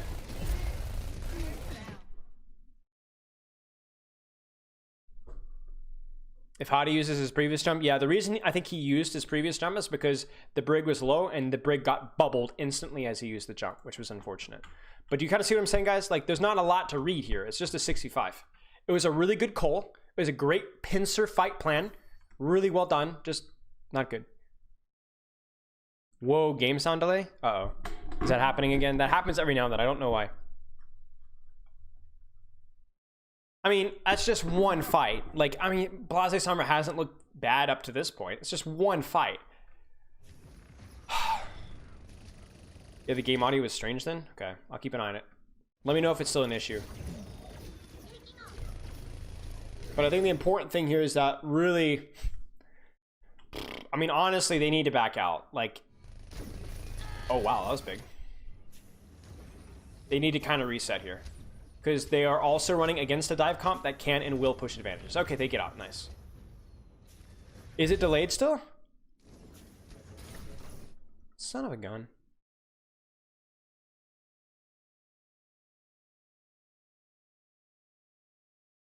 Okay. Kevster's high ground. Hadi goes Ryan. I mean, I just don't want it to be too distracting as well. All right, chat. How does Orion change the fundamental aspect of this composition? What do you lose and what do you gain? You guys should know now, because we talked about this on Dorado. We talked about this about 5-10 minutes ago. And then now we're going to see it again. What does the Rhine provide? What do you think London's going to do with the Rhine?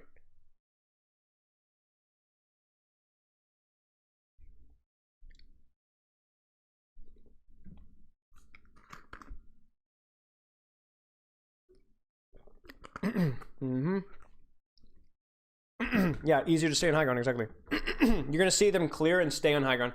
Like, I imagine they're gonna do the exact same rotation, except this time the Rhine's just gonna hold shield, and you can have your Moira or Lucio or Sombra or whatever stand behind shield and just and clear these guys off high ground. So the Reinhardt means that you could probably clear and hold high ground.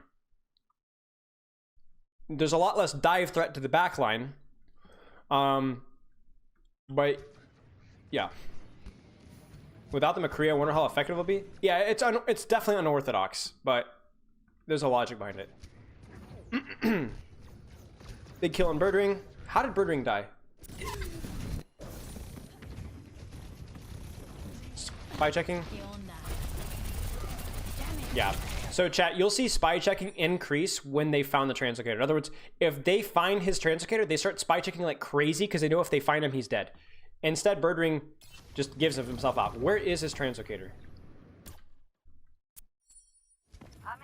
Beacon in place. Oh, Blase! Oh, look at this man. That's great. Do you see how quiet he's being? He's not even destroying it yet. He's waiting. Wait till he comes out of stealth, guys. Spy check, spy check, spy check. They're calling spy check, spy check, spy check. Find that Sombra, find that Sombra. Sombra comes out. Sombra's out, Sombra's out, Sombra's out. Go Blase. Blase goes says, okay, bang. And there you go. And Birdring's down.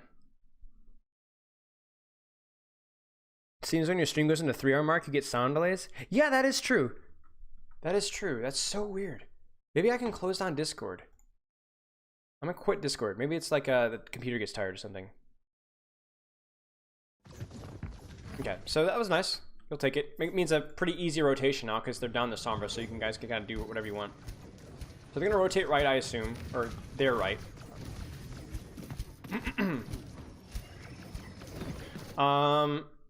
And Birdring's back, but they've got the rotation for free. So this is where, again, the Reinhardt is powerful. So I'll turn off Spectate Overlay now. So we expect Reinhardt to kind of walk out here and clear the space for free. Now, there's a lot of ults on the table here. A lot of ults. Like EMP, grab, etc., etc. So I think it will be interesting to see. I would honestly... It would be nice if we had Cole as well, because I think Cole is a really easy way for them to just kind of play really passive and just get rid of the Zarya, Brig, and high ground. So we'll see what happens there. Notice, by the way, chat, who Shaxx is shooting. Is Shaxx shooting backline? Why is Shaxx shooting the monkey, chat? What fundamental Overwatch concept is Shaxx obeying right now? And even Blase. Why are they pressuring monkey? Spam him out, spam what out? Angles, you're clearing angles, right? You're doing your homework. You don't just W key out, clear high ground. Clear the monkey first, right? Clear the monkey first, then you press W. Would you dry EMP as they come out, or do you need more? I don't know what I would do here. I would probably be more patient. I don't think you need to force anything. If you're Gladiators, rather. So they clear out monkey. Now, interestingly enough, they drop. Nice eat. Sleep Dart is really scary there. Sleep Dart is basically just a free hack. So that's really scary for Mulfi. That was a nice eat.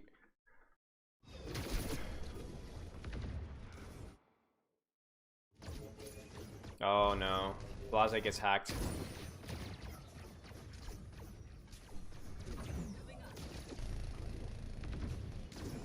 Yeah, he just gets hacked. There's nothing really to say about it. He just gets hacked. He has time to react. He just gets hacked. So they clear that monkey angle, and then I don't know if they're trying to build Cole or they were trying to push card. I think what they did is they cleared high ground, they cleared monkey, and then they went to prioritize pushing cart. And I think once you do that, I think you would have Cole again and clear high ground with Cole. Try and bait EMP with Cole and / maybe look for pole spawn back here. Pole spawn plus Cole, make them drop high ground.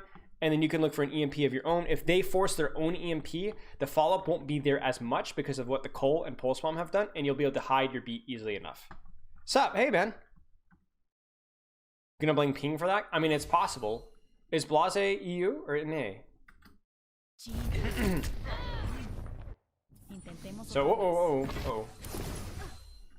and Shaxx overextends.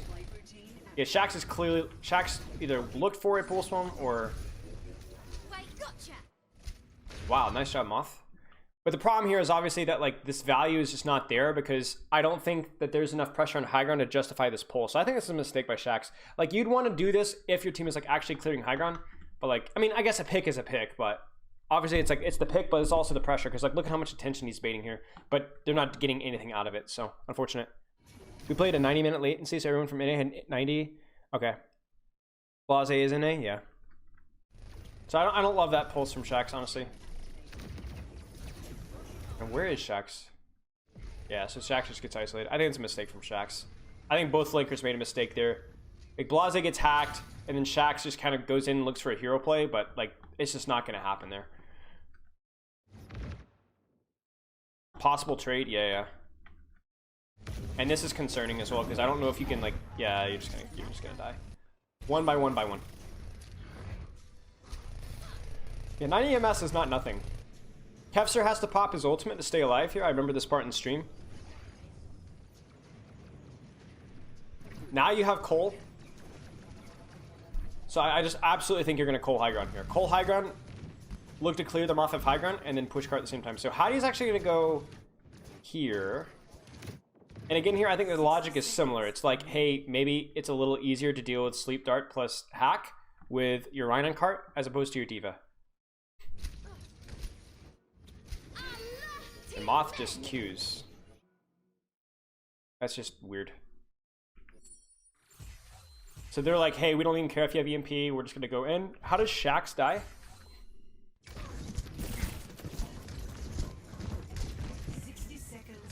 See, yeah. Yeah, this is just weird.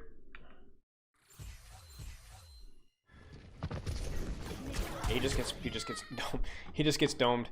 Honestly, Molf, like, correct me if I'm wrong, but it honestly looks like you guys are really confused with what to do. Like, I'm having a hard time reviewing this because it honestly looks like you guys don't know what you're doing.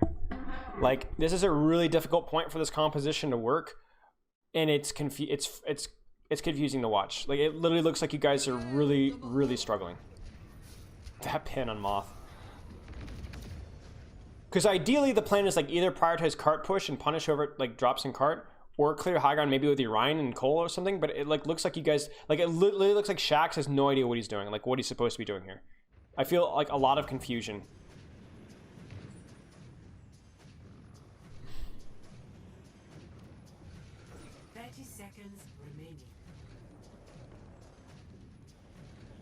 Okay.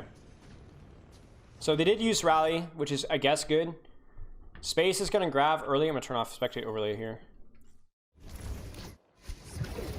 They are here to follow up off of it, but this EMP might be massive. Where's Calyx? Nice. We expect Birdring gets hacked. That's big. Yeah, I could tell. There was just a lot. You literally didn't know what you wanted to do. And to be fair, what you need to do is not easy. And it took yeah. Massive shatter. Massive shatter. So basically, Gladiators just W key in. They just go in, but it's really important here that Birdring doesn't get hacked. It's okay to get EMP'd here, but it's really important that Birdring doesn't get hacked here, because him getting hacked means that they can't out counter EMP. Can you imagine if they had counter EMP'd this here? No bomb. No shatter.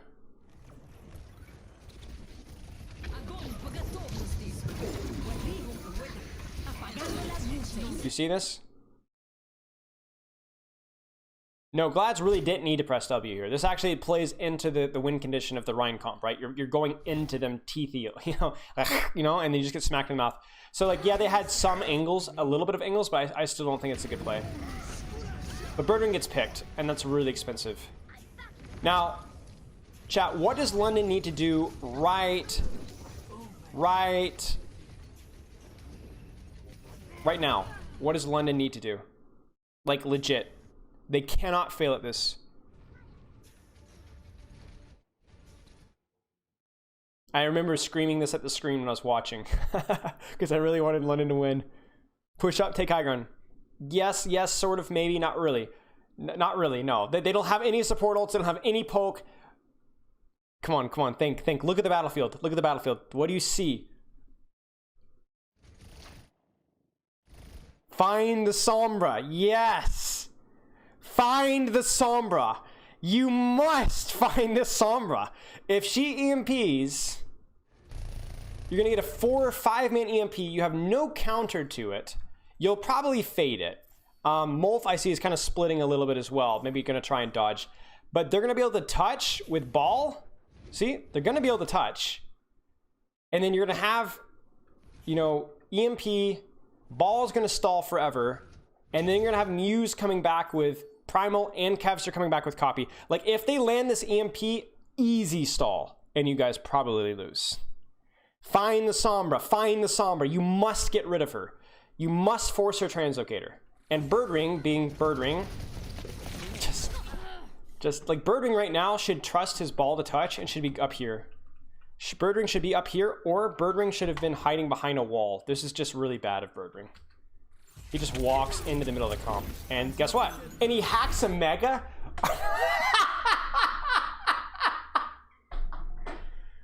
Come on, man. What is going on?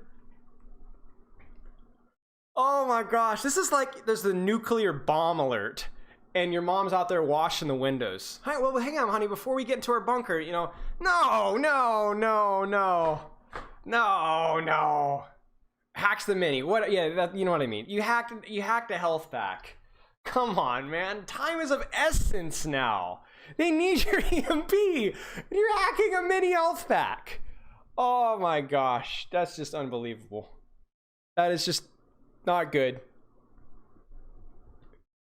Okay. And it doesn't matter. Like, the damage has been done. He's not going to get back in time. London does a good job of zoning. And space dice. So that was just atrocious. Okay. Now, chat. Remember the analogy we gave? So we're now officially on like a Rhine comp. We're on Rhine, we're on May, you know, the big juice. You guys remember the analogy at the very start of this this map where we talked about brawl versus dive. Why do you think this point is more favored towards brawl than dive? Or more favorable to the brawl than the previous point? Think about it. That's kind of mean. You want to play Summer? Close angles, exactly. There's a lot. There is some high ground, but the only angle that you really have is like a long sight line. This is Summer Tracer is scared of this crap, man. Like, it's too easy to see them coming, too easy to poke them out. Long sight line and then narrow. It's not. It's more powerful for Ryans and stuff. So poor Birdring. Poor man. Just not a good Summer player, and it shows. I honestly would probably, like, Shax is staying for Pulse, but I don't even know if I'd stay for Pulse. Like, Tracer is pretty good against the enemy comp for sure, but like, yeah, I don't know. Honestly, I wouldn't hate a Reaper here, or a Kree. Kree might be a little scary without Lamp though. I don't know. Actually, I don't know if I'd like Kree. Kree might be a feed. Maybe if because you're on Moira, stay Tracer, but Reaper wouldn't be terrible either. Just stay for Pulse, I guess. A Pulse on Mercy is big. Yeah.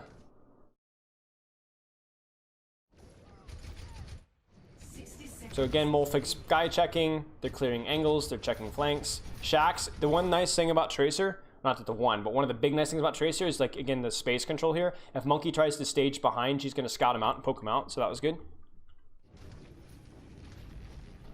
So, you know, here's the EMP, and honestly, if you're London, you don't even mind losing to this. So, like, as Hattie, we expect him to literally just S-key out, and Reaper should be able to fade this. Yeah, this is a bad EMP. I don't know, chat. This Sombra is just not very good. This is the same problem I had with Iron 37's EMP on Nepal Shrine. What's the issue with this EMP? Where are our angles right now?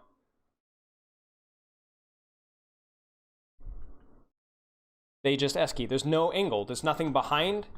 There's nothing on the side. There's nothing even really above them very much. It's just right in front of them. They just S-key out. So if you're going to EMP this, you'd want them to walk forward more and then EMP. And if they start doing the really screwy stuff, like they start taking weird splits, then don't even EMP, just go attack the splits. This is just, again, Sombra diff here. This is just Sombra diff. Birdring Sombra just isn't it. And so I thought they'd kill Ryan. They might not even kill Ryan. They do hack and kill Shax. But oh jeez. That's not good at all.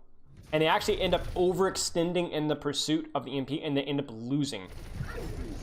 So clear Birdring first, please. Before you W key, clear Birdring. Birdring's out. Now you W key. Stop what you're doing right now and kill Kevster. Stop what you're doing and kill Kevster. And that's exactly what they do. Or space. Haha. Molfig. How does Molfig die? Molfig. Unless Molfig gets hacked, he should not die here. Shattered, naded. Okay. Never mind. I didn't see that he got shattered. Yeah, really good discipline from London. Really poor discipline from Glads. This should be a full cap now. Because now you actually have a little bit of an ult bank with like Pulse and Shatter, and all you have to worry about is Primal. And you're gonna and you will see them continue to stagger this. Birdring is too extended. Push Muse now. Push. Go Shatter, go Shatter, go Shatter, go Shatter, go Shatter. Go Shatter or Pulse. Big Pulse. Big Shatter. This is called the rank stagger, where they don't fully reset, they don't respect your ultimate, so you just commit ultimates to get solo kills. You don't care because the card's still moving. Glads will not get a fight a 6 again. It's over. It's over. 10 seconds remaining. Look at space, look at Shu. There's the Primal had to pop early. Primal is completely gone and wasted.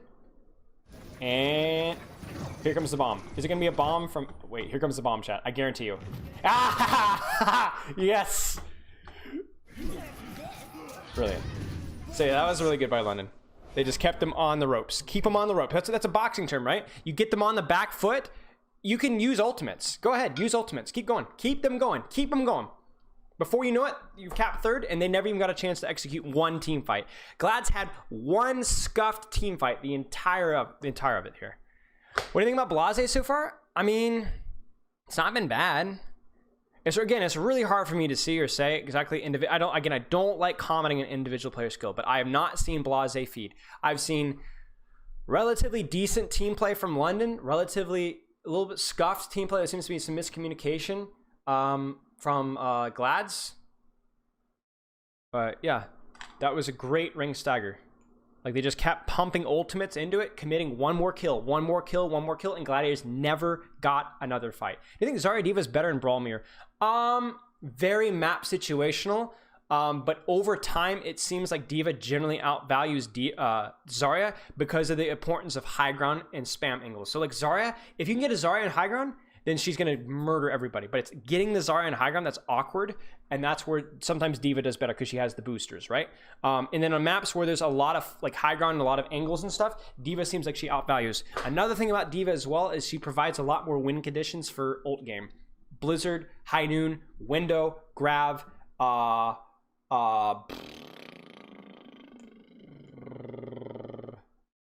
Blizzard, I already said that. Yeah, those are all things that she can deal with better. So I think Zarya is like the easier hero, and it's easier to get more value out of her. And maybe if it's a map with like this flat space and not open high grounds and stuff, then Zarya will outvalue Diva. But generally, Diva is what's mostly played. The other thing about Diva as well is Diva's better against dive and Diva's better against spam, because Matrix is way better than Bubble against diver spam. I mean, it depends on the diver spam, I guess, but most of the time.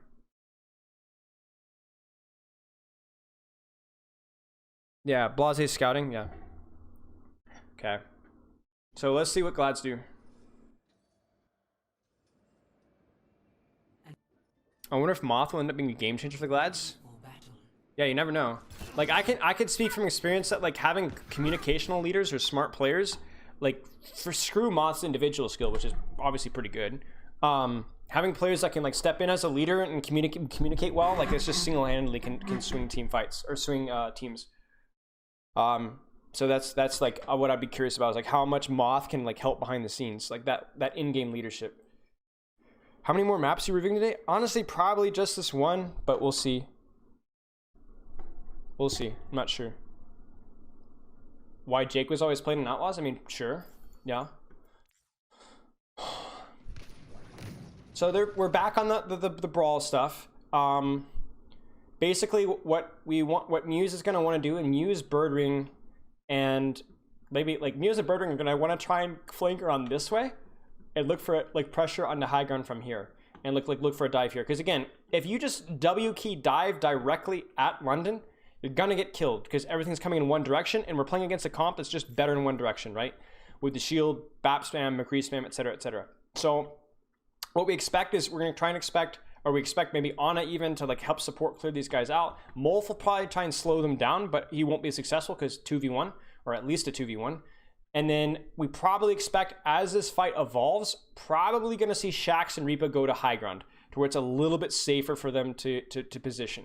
But we will see. I don't think we're going to see London pull a Paris and just try and W key in and catch them off guard. I don't think that's the play here. Is the Ana Mercy stronger than the Zen Mercy? Well, it's stronger in this instance here because if you're running Zen Mercy with a monkey, and your monkey takes any damage at all, it takes forever to heal him back up again. If you're running it with a ball, you probably would go Zen because the ball doesn't need as much healing. But if you're running it with Winston, you need the Ana because Winston takes any damage and he needs healing. Like, and Harmony Orb isn't always enough.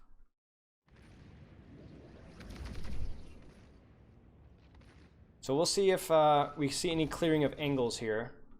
Seems like Muse is more content to poke on high ground, or poke main right now, which is a little unusual. Good of Molfig to force Birdring out. We honestly, chat, this might be we're farming Nano from Muse. It's interesting to see that Lamp has already been forced. How does Hattie take so much damage? What? He's got a shield. And it's a Winston.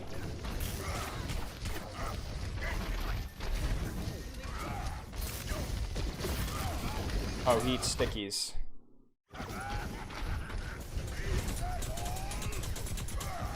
He eats stickies again. Come on, Adi. We eat 2 rounds of stickies in a row. Full stickies. Yeah, Winston lightning damage through shield, but he does very low damage, period. And he does very low damage to armor. Like, he does even lower damage to armor. So this shouldn't... This is literally just Hadi eats 2 rounds of full stickies in a row. So that's a big misplay from Hadi.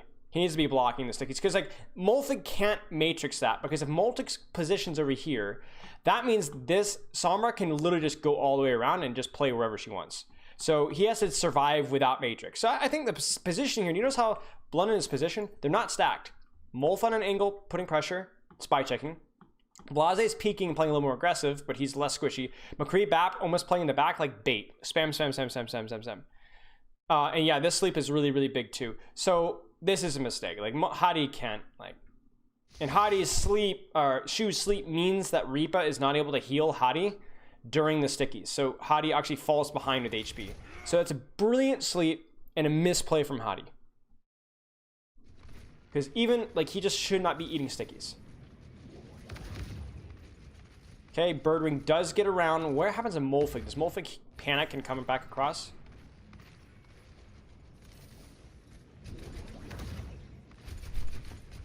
Or maybe they're looking for Bap window. But yeah, this is what we don't want to see, right? So Muse actually doesn't angle here. Muse plays more main, which is unusual here. Interesting, like I said, maybe to farm nano, whatever. But Birdwing does get through, so this means that, and the lamp has been wasted. So this dive might actually work, even though it's mostly from one direction, because lamp is down, and you at least have one angle here. Feeding to get faster support ults? No, I don't think so, because I don't think Bap window is a particularly strong ultimate in this matchup. I think you're more concerned about falling behind and healing than you are about Bap window. So I think Hadi taking damage here is actually not good. I don't think Bap window is very good. I mean, they might have been trying to feed Bap window, but I don't think so. Shax survives, but yeah, you kind of see like how Muse just kind of feeds. Like Muse just goes in, straight in with bubble, whatever. But Birdwing is behind. And by the way, can we admire like what the priority is for this team? Clear Birdwing first, or pressure Birdwing, and then turn Monkey. But you see how like all this, like optimally, like what we'd want to see from the Glads is 2 things. One, I would like to see Kevser in a much better position here. This is not good.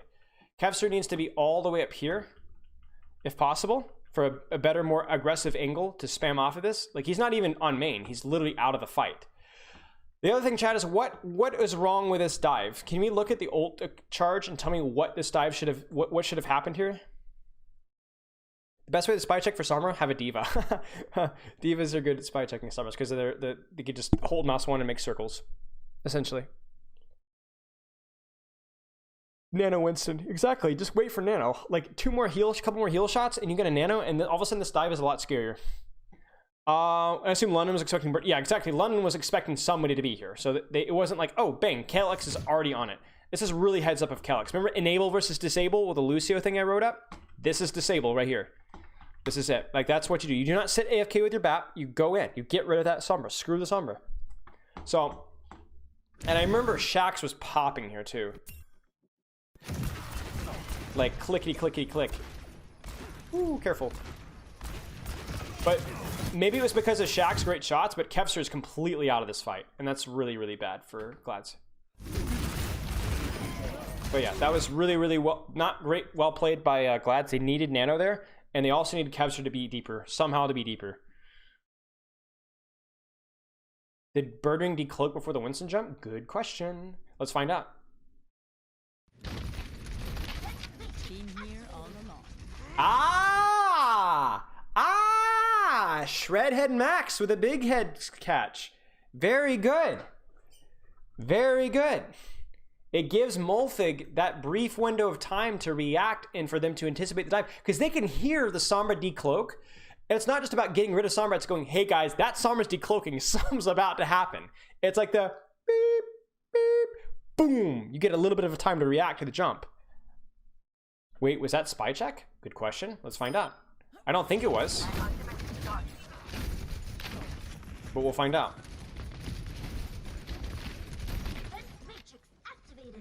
Been here Oh. Oh. Ooh. It's just layer upon layer of uncomplexity.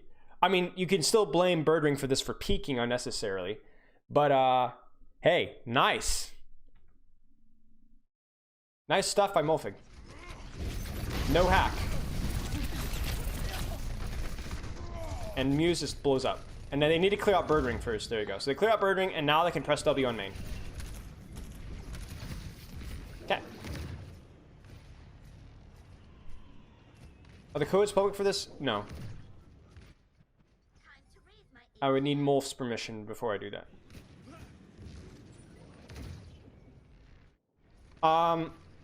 Okay, so this is actually a pretty good time window.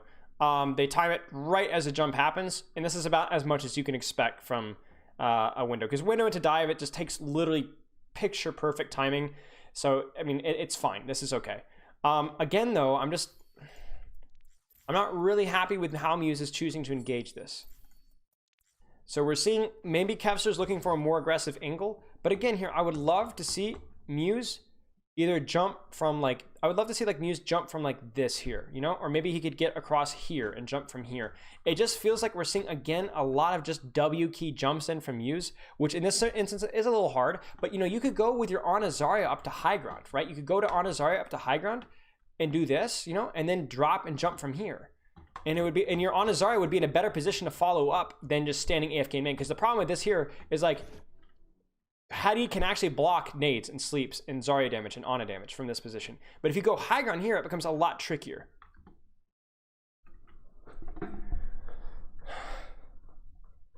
So I don't like Glad's positioning here. I think Glad's both Ana and Zarya are mispositioned. I think, and I think Muse is diving poorly as well. This is just slamming your head into the wall over and over and over again. And I think this is poor. Good boot by Kellex. Good Blizzard. Great Blizzard. Like, you take it. Well, actually, how does Reaper die? How does Reaper die? How does Reaper die? So it looks like Kevster might be the only person that I'm seeing right now that's impressing me with this positioning. Birdwing positioning here is fine. But Kevster takes a really aggressive angle off of this. So this is good. And I don't think Reaper gets a chance to lamp. Oh, wow. He just dies. Headshot beam. Dang. That's unlucky. That's really, really unlucky, actually. Like, that's just an insane play from Kevster. And then a big copy, baiting so much attention. And now they have the map. Now this is where you're scared. So this is where Muse needs to jump out. Yeah, so Muse needs to, okay, so now Muse needs to walk up to high ground and take it here. Space is mispositioned. Space should not be this position. But do you see how like Kevster is literally just carrying them on the angle? I'm not impressed at all from Gladiator's core positioning. Look at this. Look at who, like, again. Okay, so first off, London really shouldn't just W key on space here. I know space is feeding, but like we need to be checking this here.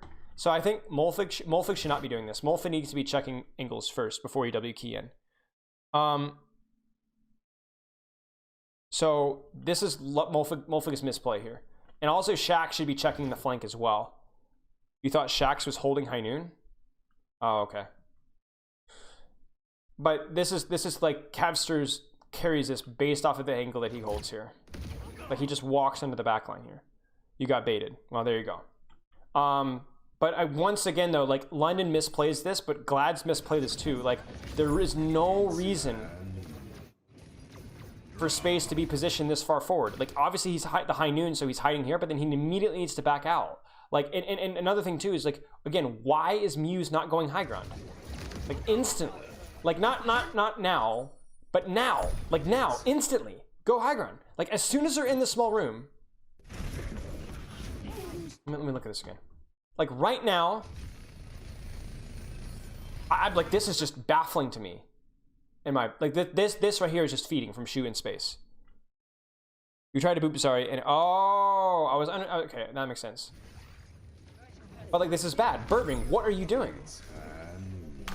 Like, you have point, you gotta pick, prioritize your angles, and make them walk into you. This is just poor fundamentals here. and ends up forcing Monkey Bubble. Means Space almost dies. Shu has to nade defensively. Birdring is out of the fight entirely, and then Birdring decides to decloak in the middle of the enemy. Okay, he's going for an EMP. Yeah. Questionable beat as well. You were down 2. Just take the L. But it's Glad's macro positioning with this is really not good. So London scuffs that. Honestly, Reapa's death felt a little bit unlucky. But I don't know. Kevster is carrying this fight. This Kevster hard carried this entire fight. Like, Nano, Winston did nothing. Ana did nothing. Zara, Space was mispositioned. Birdring was mispositioned and mistimed. Kevster literally got them the opening pick, got them this space, and then clutched it by actually being the only person on Gladiators who was positioned properly. Like, Kevster just hard carried this. And again, like, there was obviously some mechanical play in here as well, but it was like his decision making was really good. It was really good. Objective lost. So without Kevster, Glads get rolled here. And I mean, literally, it hard rolled without Kevster popping off both times. Kill on Reapa and the high ground thing here, because Space dies here. And because nobody else was on Glads was on high ground, like, yeah. Yeah. Well, the Glads are great individually, but you've got Birdring on a hero that he's not particularly good at. So even then, you're still like, I don't know that you're at a huge favorite. All right. So we swap the Moira and we swap the Sombra Tracer, which again, we're playing this like divey style of like brawl to where you like take these aggressive fights. So what we look for with London is every single time that London rushes down, Glads, it's not going to be directly forward. They're going to wrap around right or wrap around left and try and catch either Sombra, catch Monkey, catch Echo, and just see if they can force cooldowns before they even get to the brawl. So they'll have a little split here. But yeah, this is what exactly. So this is what you're going to see. You're going to see him here, and what London can do here is they can go high ground and like stall point for forever. Because the thing is the reason why you rotate like this is even if you don't get a kill, you're going to stop cart and you're going to take the high ground. And now Glads have to find a way. Like it's almost as if you put yourself in the defense. You're at your offense. Well, you were retaking space, but now you're defending again because you can stop cart. Yeah, look at this. Look at this. As Glads. Where are your angles? Where are your angles right now as Glads? Where are they? Look at Kevster's positioning here. Look at Birdring. Look at Muse. It's literally all in front of you. When you whip around that angle that fast and clear out that sightline, there's literally nobody on London should die. Nobody on London. There's no chance of anybody dying. You don't even need to rush and kill Shu. You can if you want to, but you don't need to. Go rush, take high ground, and then just stop cart and just be like, all right, come on at me. And you just waste so much time. Am I right in saying when you set up a pick, take angles and wait for them to come into you, they follow up with that's just bad fundamentals? What fundamentals are we referring to? It's just the fact that Glads got a pick and they tried to brute force their way into a small room up one instead of just taking the map control, instead of taking the high ground. They just sat on main and tried to W key in. And they almost died. Well, Shu's here because he's pushing cart. Shu's just pushing cart. Shu's like, okay, they're probably. Shu's thinking, oh, London, they're gonna come, from up here and do this. But London's just out macroing them. London is catching them with their pants down. Yeah, Shu's dead. Ooh, ooh, ooh, ooh. Shu. Okay, I actually think this is a little bit of a mistake. I think. Right now, what should London do, chat? Right now, what should London do? Oh, dude, no, Shax is hacked too. But yeah, optimally, like if Shu gets out of dodge, you just hold high ground and then just wait. Yeah, this is disaster. There's zero chance you guys should win this fight. Shax get hacked, Blase gets slept. Yikes.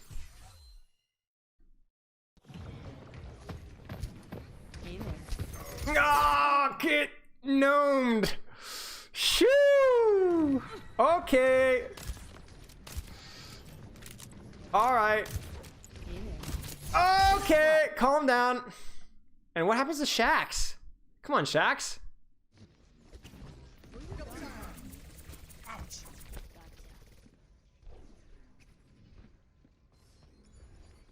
Yeah, he tries to shoot the... I think he tries to shoot the Sombra, but maybe the Zarya bubble gets in the way? Because you can cancel hack, right? I also think Shaxx is playing this way too aggressively. Like, Shaxx can just chill. Like, Shaxx can just pepper the monkey over and over and over again and just be fine. Like, he doesn't need to quote-unquote dive. Let's see if this bubble blocks it.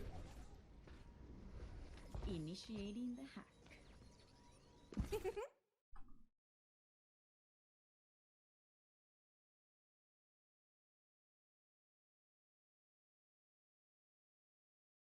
I can't believe it.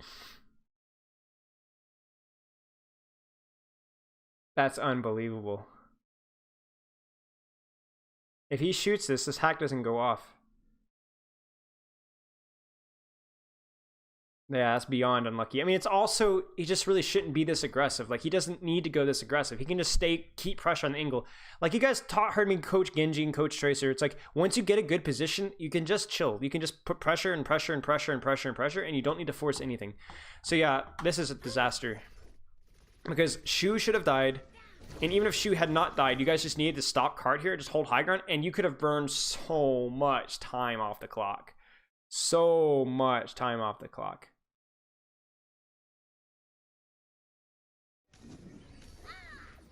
Do you think the sleep forced them to protect Blase? Maybe, yeah.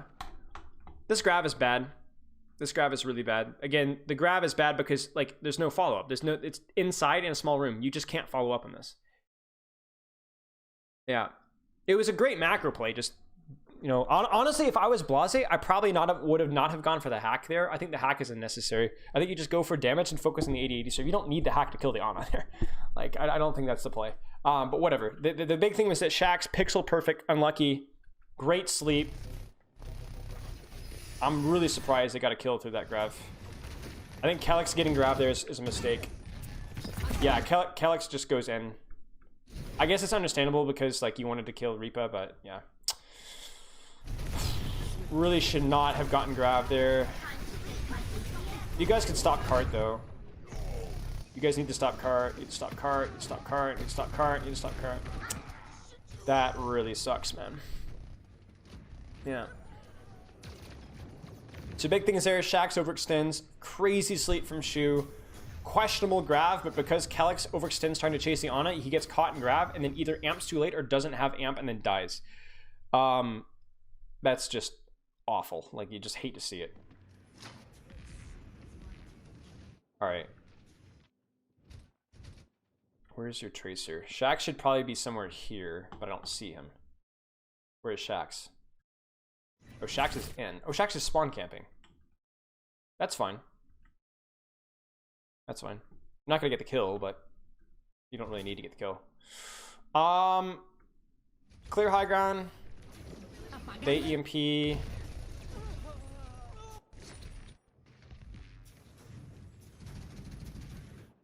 I assume you guys were just gonna go for a YOLO shatter play, but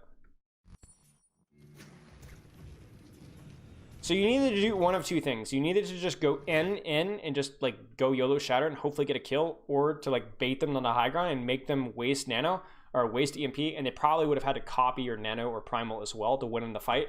Instead, you guys kind of get caught really awkwardly. Like, this is really well timed from Glads, honestly, because you guys aren't really in a position to aggress just yet, nor are you in a defensive position. You're in a really awkward spot. Hey, Nuki, your team is looking pretty darn good, but you knew that already. But you either need to like hard defense and like let you like focus on like Diva dodging, Moira dodge, maybe your Lucio dodge as well, just like bait your Rhine and then just play for time. Like, honestly, like, you don't really need to go in now anyway, because the whole point is that you're spawn camping Ana, so this is where your team fight is won here. If you spawn camp this Ana, like, there you go. You do this, and then you play defensively up here to bait EMP. This isn't chilling. This isn't chilling. You say chilling, but this is not chilling. Chilling is this. This is not chilling.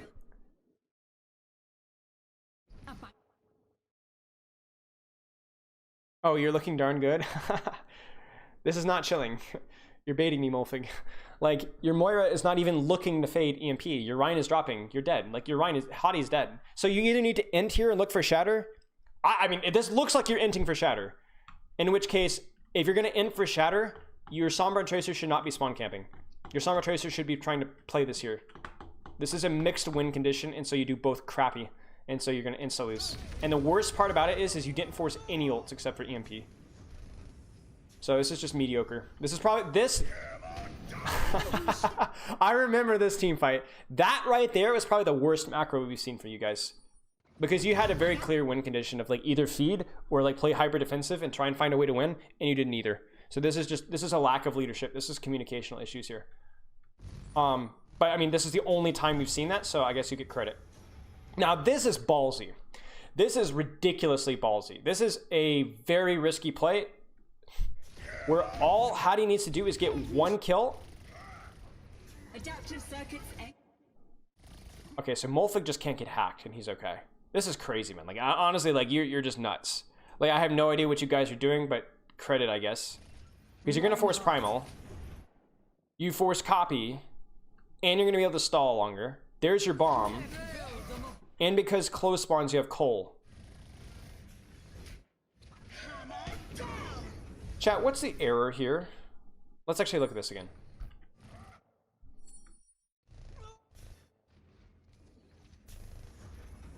Do you see the error? This is not London's error. London is clutching this. London's going to win this fight, and they should not win this fight. How do they win this fight? What does Glads do?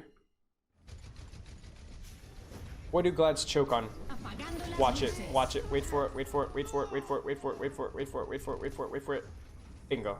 Do you see it?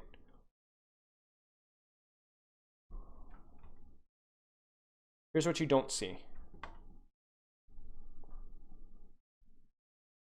Well, they fail in cleanup, obviously. Like, getting shattered is pretty scuffed. But, you see? This is the same thing as the same mistake they made on first, where they get an advantage, and then they just get sloppy. And they get sloppy. They get real sloppy. Why are you on cart? Why do I have 3 people on cart? Why did my Sombra drop? Like, whoa, she translocated out. But why did she have to translocate out? Why would, if your Sombra is here, let me put it this way. If one person from Gladiators doesn't drop, if either Birdring or Kevster stay on high ground, just one, London does not win this fight. Just one, because look at what happens. Birdring stays high ground, Shatter, Hattie's hack dies. Or just shot. Kevster doesn't get shattered, kills. And he doesn't demand bubble, etc., etc., etc. All it takes is one person to make the right decision, and this fight is unwinnable for London Spitfire. Instead, you've got everybody just drops from high ground right into cart, easy peasy. And you look at this here, and you look at the entire... Now, obviously, Space and Shu were on low ground to begin with because, you know, coming from spawn and all that kind of crap. But, like, you could see the entirety of this fight just starts to go wrong. Look at all of Glads. Look at them. They're all on the floor. All of them are on the floor.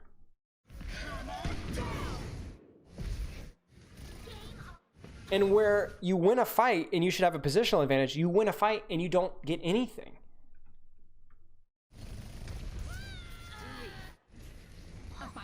And there you go. And now Kevster's on high ground, but it's too late now. Now the spawn advantage, the messy composition of the London Spitfires is better. It's over now. Like, it's just over. GG's. Birdring gets hacked. It's over.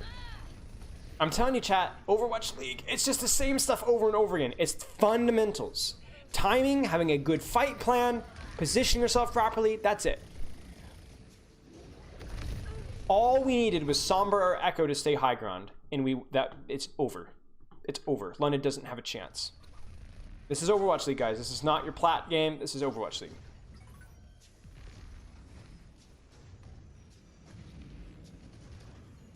Okay. So again here, I'm expecting like London to recontest this high ground pretty quickly here. Once they get beat, I think they're just waiting for beat because they're a little scared of Grav. But I think once beat is available, they're going to recontest high ground here. And then Molf's job is to make sure Cart doesn't move and to spy check for Birdring. Because again, they can leverage pressure on Cart here. I actually don't think this is a... this is okay. This is okay from Glads. They just have to be careful here because it is a brawl comp that they're walking into here. Yeah, here's the thing, Lucky. Pro tip, don't try and analyze this live. Just have fun. Just enjoy the match. Even the spectator, it's not designed for you to give you information on what's going on. They just want you to be fun to watch. So just chill. I go out of my way, like I said, to not try and analyze everything that's going on. So just have a good time. Now, here we go. Now, I'm a little concerned about this here. Like, I'm not sure if they track EMP. No, they must know that they don't have EMP yet. So this is a little scuffed from London. I think they can. I think they could contest high ground here. Like, I know you don't have like severe poke damage. You don't have the McCree BAP, but I think Molfig, why were you playing underneath? Are you still here? Because I know you don't have McCree BAP here, but I feel like you could get Hadi like up here. You know what I'm saying? And like still be able to support cart and like prevent them from just W keying onto your high ground here. Because like, do you notice how London's positioned? They're positioned underneath high ground so that the high ground's not as much of an advantage because they can't spam down on them. So that's good. But I'm not quite sure why they didn't take high ground. It looks like they're playing around EMP, but they don't have EMP. Okay, expected nano monkey. I guess that makes some sense. Okay. So we were looking for another spawn camp on Moth. That doesn't really work out super well, but whatever. Bird ring gets cleared. Oh wow, nice, nice. Shax, huge. Blase and Shax seem a little desynced with this, so I think Blase's on him now. So there's some synergy issues here, because that's a brilliant hack, but Shax is not in position to follow up on it yet. So there's some synergy issues there that we expect that to get better with time. And now Blase's out and Shax is in. So, but hey, just as the hack is expiring, you know, there's the pulse. So that, I guess, it was good enough to work. Huge stick. Like, it could not be a bigger stick. Like, this is now a very, very easily won fight. Molfig dies trying to contest high ground. See, this is my concern, though. Like, I know you're concerned about Nano Monkey, but, like, as you go to contest high ground a little bit, you go too far in, and then everybody on high ground that has nobody else to shoot all centers on you. This is way too ambitious. Like, you don't need to clear Sombra here until your team actually exploits the use of, like, pushing out. So if Hadi and Reaper want to go out and push, that's when Molfig needs to go. The problem here is Molf is going out to contest high ground when the high ground doesn't matter right now. Like, right now, his team is hiding. They're not, so this is a timing error. Like, you could put a little pressure here, but you certainly don't commit your boosters here. You certainly don't commit your boosters here. This is not good. You only do this once your team is actually walking out of the choke. Yeah, it's showing. This is not good. Oh, huge pocket from Reaper. Really, really nice. And then now we see, like, this is where the chaos of the fight starts to break out, and now you guys are going to start to recontest high ground. You hope Space grabs this, but he's not going to. That's good. That was good. You guys re-pushed high ground. So, a little desynced from there. Like, your team play looked a little shaky there. The macro was okay. But in terms of, like, because, like, here's the thing, Chad. It's not good enough to have the right plan. You have to do it all together at once. And the plan was fine. You know, spawn Camp Mercy, push high ground. But it was play underneath high ground and then push high ground. But there's some desync there with, like, what Hadi and Volfik were doing and then what the DPS are doing. And then if we look at London, like, honestly, ignoring the Mercy stick here, like, I'm trying to think. Yeah, Kefs just overextends and gets hacked. So honestly, it's just like, there's not, like, Glad's macro there was okay as well. They got hacked and then they got hacked again and died. And both kills led to hacks, or both hacks led to kills, excuse me. Yeah, appreciate it, Wolf. Yeah, I echo what recently has been saying. It's nice to have this kind of insight here. So now EMP is on the table and everybody knows it. So I think this is where I would like to see. I would like to see Reaper, like, play max range here, try and fade the EMP and Cole, or wait till they push out aggressively, even without EMP, and just try and Cole them at distance. The thing is going to be keep them at arm's distance. Don't let them get too close, and look to use max range in your Cole. Because, like, you're worried about EMP and Grav here. And Hadi is okay. Like, Hadi is even expendable. Like, if Hadi gets grabbed, EMP and dies, like, you don't really care. It's fine. He's Hadi. It doesn't matter. But you definitely need to, like, kind of put some pressure on this high ground, because if you just let them W key you in high ground without some form of resistance, then again, they don't even need to use ults to cap. What they could do is they could just WQ in high ground, put point pressure, and then anybody that tries to contest point gets hacked and spammed without even ulting. So like you guys need to somehow pressure this high ground here. Yeah.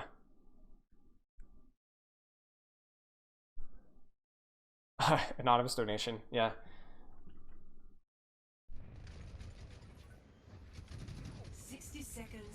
So like, you know, Mulf, you're fine here. I probably would like to see a Cole here.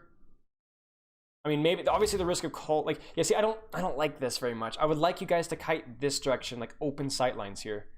I know you're moving. Okay, maybe that's a bad because you're moving towards your Lucio. I don't know, dude. I don't know. I just don't like kiting this way because you're essentially just giving up the high ground now. You can't stay now. So the space just turns towards you. You're going to have to drop. And then these guys don't even need to use an ultimate to clear high ground. So maybe they're using nano. So I guess you got that. But yeah, this is okay. This is good. This is what we wanted to see. Max range coalescence. Basically, you're just waiting. You're just waiting and trying to buy time. This coalescence is just for survival, a little bit of sustain. If you're going to EMP or hack, this is going to be really hard. The double EMP is going to be rough. Good luck to Calyx. That's all I can say. Yeah, the double EMP is pretty sketch here, but this is good. The one thing here is I want to see what your DPS are doing because your DPS aren't contributing at all right now. Where's Shax?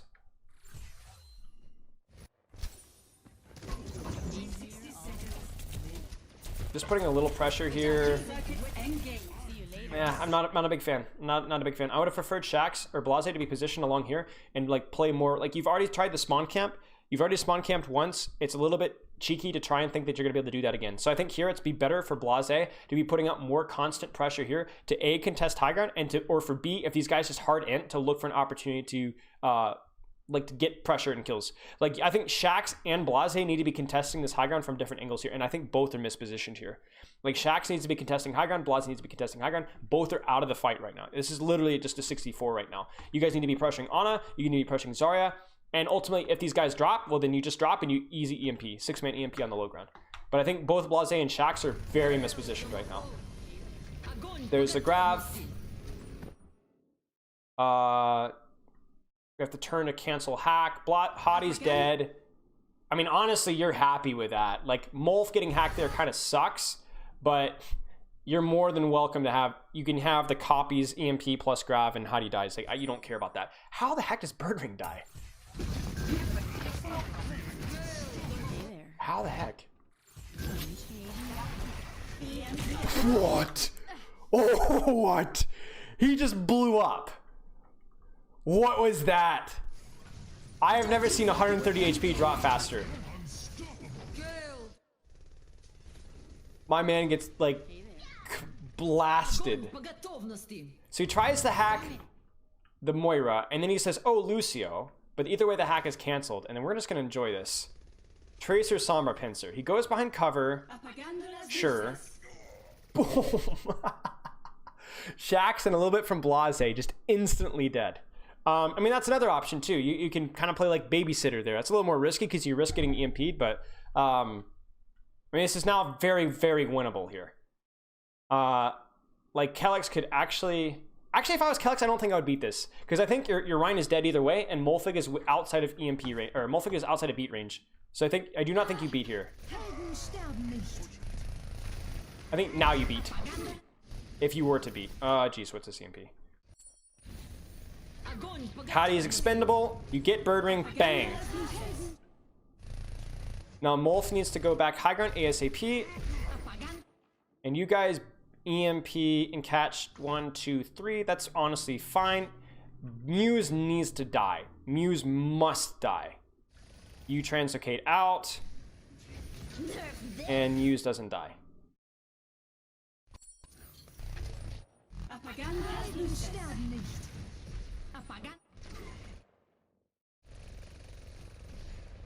So we try and go for a last minute Diva Bomb. Doesn't really get the arc we want. And they get the res and Sombra as well.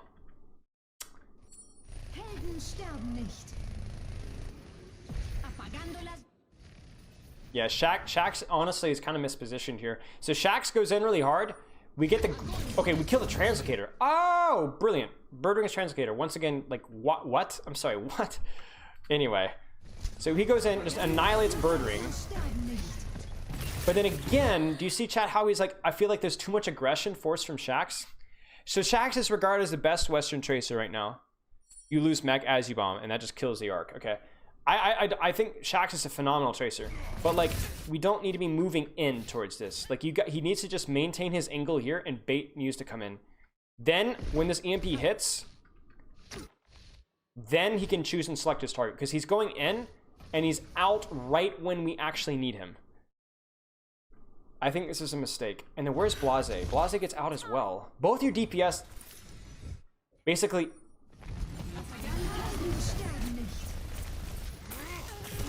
Yeah, you got your DPS get too much pressure too early and then panic, and then, yeah, you guys have no follow-up. And then you lose mech as you bomb on a bomb that almost certainly would have killed Space and Muse.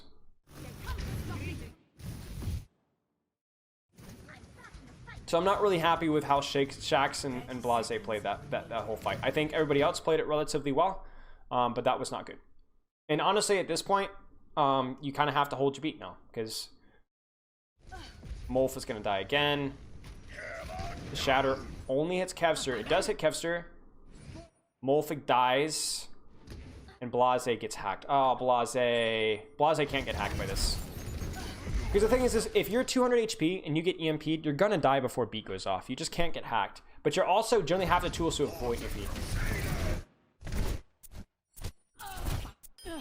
Yeah, he goes in to finish the kill on Kevster and ends up getting himself EMP'd as a result because he doesn't react to it. You see, chat, look, he goes in, but now he has no visual cue to tell him that he needs to be EMPing. And there you go. And that's it right there. Okay.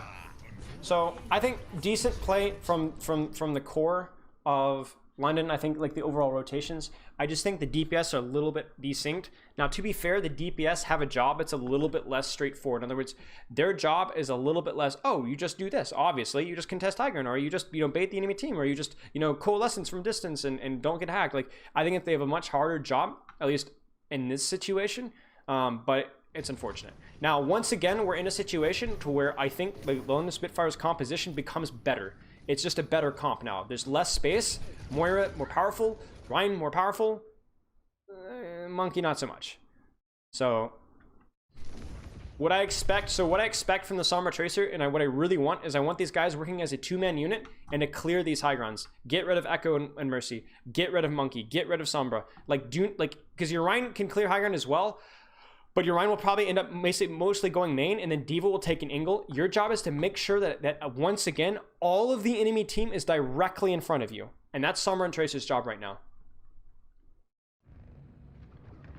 So you guys want to see them work as a unit. There's a Tracer. Blase gets the hack on the Mega. I think this is fine. Like, they don't have to be stacked together. But I still think, like, I would like to have both Sombra and Tracer up here, and maybe even, like, Diva. Like, I just don't want Kevster up here. Again, it's the angles. Like, you could go out, you press W, you clear angles, and I really think that, like, getting your DPS involved here would really help. See you, Locky. Thanks for stopping in, brother. But, like, I do not like Sombra behind her shield, no. I don't like this at all. I really don't like this. Like, you've never really fully cleared Kevster.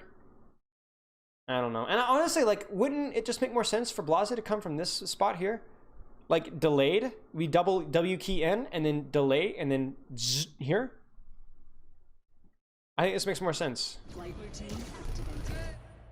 Weird coal. It looked like you guys were stabilizing, and then you cold.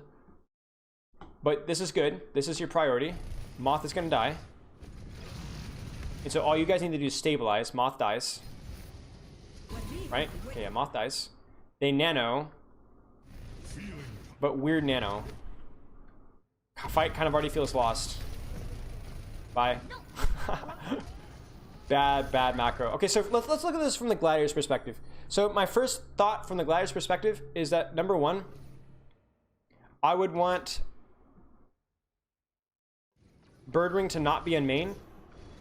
So Birdring is not... First off, there's a bubble here, which is weird. But Birdring should also be playing along these lines here. Right? Or even here, looking for a hack.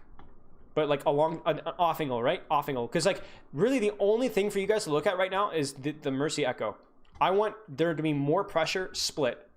Right now, Birdring is just shooting shield and then translocates out of the fight again. See this? What has the Sombra done this entire fight?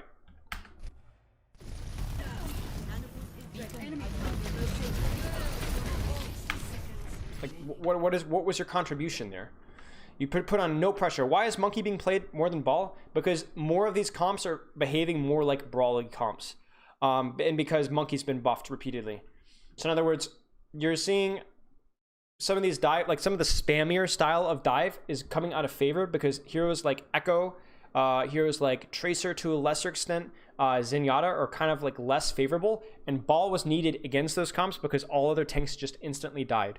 Now that you're seeing comps like even like this that have lower damage output because you have a Zarya, not a Sigma, you have a Sombra, not a Tracer, Echo's damage has been slightly nerfed, and you're running like for example like Moira's and stuff like this, you don't need to run a Ball because you can run other tanks without instantly being blown up because not every DPS, like when you're running into Ashe Echo 24/7, you can't play Monkey into that.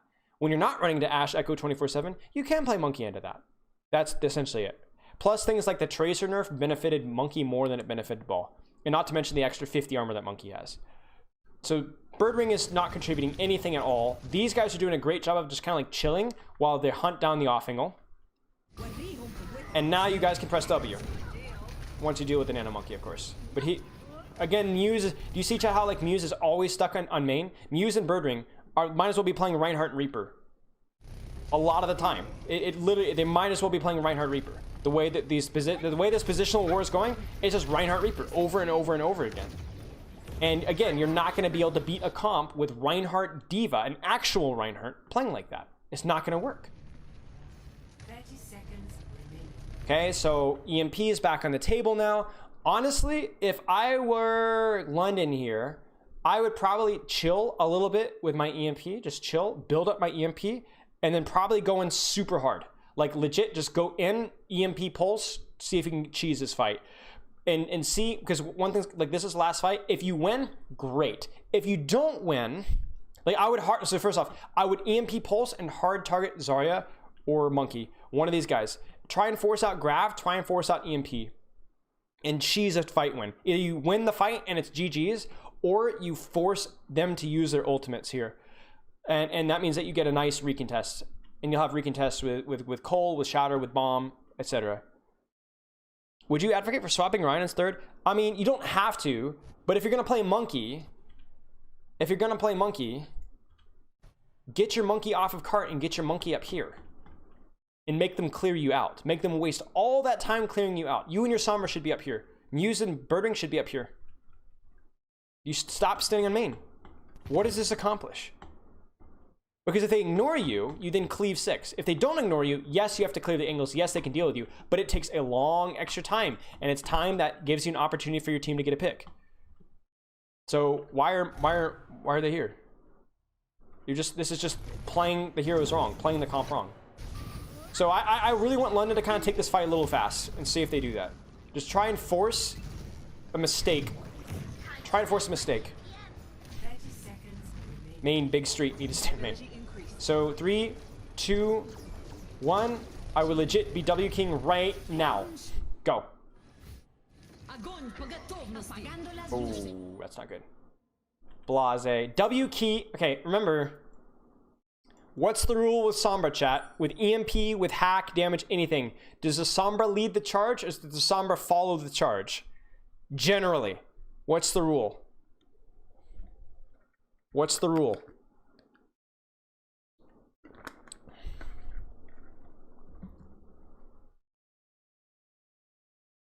Follow, exactly. It's a much better opportunity because hack is too valuable. EMP is too valuable for you to just hope that they don't, exactly. You guys need to W key. So London needs to W key in, preferably with Shax on an angle. So, okay, great. Shax is behind. Brilliant.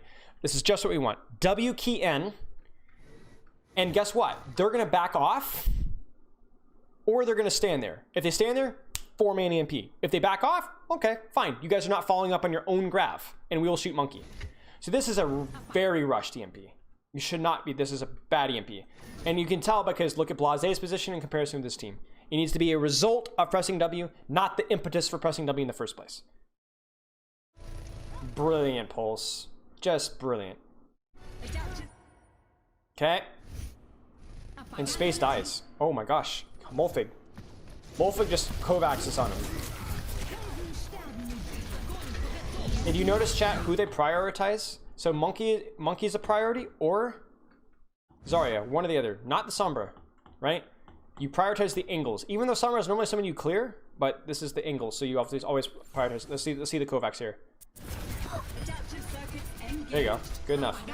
Does the job. Okay. Now we panic EMP, but we're already down 2. And more importantly, look at Muse. He's hacked. He's the only person hacked, so the follow-up is a little less scary. And Reaper.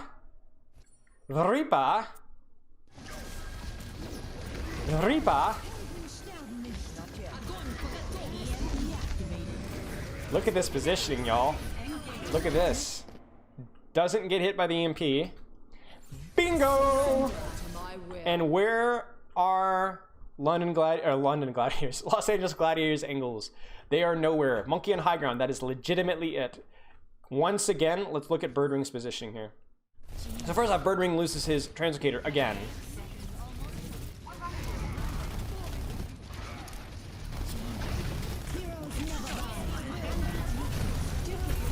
Just standing in main. Just standing in main. And that's it. London Gladiators versus Angeles Spitfire, yeah. Unfortunate, gets blocked by Bubble. This gets a little hairy, but again, your comp is good at these devolved, messy fights. Free beat, Reapa's popping off. Easy peasy. Okay, so main takeaway from this is that Gladiator's positioning was just horrendous. Macro from London was better. I think DPS-wise, Shax and like I would have liked to see better play from Shax and Blase in terms of like the angles and like what their job is within the composition. I think they sometimes position not so great themselves. And another important thing as well is I don't think they always knew what they were doing. So they were mistiming their aggression. There were some synergy issues as well. But honestly, like you look at like what could be considered a messy comp on Blizzard World, like Ryan, it's a little shaky on Blizzard World, especially second, and they made it work. They were just the better team. On that map. If Blizzard removed Rollock, do you think Goats would still be meta? I mean, probably, or something that resembles Goats, yeah. I mean, has a high chance of it, yeah. But yeah. Does anyone have any questions about that? So main takeaways is London looks really good on Brawl in terms of like their macro game against a lot of different compositions. The DPS are definitely need a little more synergy work with those guys because there's definitely some desync like with goals, timing, things like that. I would say Blase needs to be more patient with his Sombra. He's always kind of leading the charge a lot of times, and then like he'll go in and hack a Mercy and Shax is not there to follow up, or he'll go in and he'll look for a hack on Kevser, but his team isn't there to follow up. He goes in and he forces an EMP, but his team isn't there to follow up. So Blase needs to chill with his Sombra. Gladiator's positioning was just a wash. Kevser was the one basically solo carrying a lot of fights that were not winnable. Birdwing's Sombra looked very weak. And honestly, like some of the base positional stuff from Glads was very weak. Shu was a nut. Shu's mechanics were nutty, but other than that,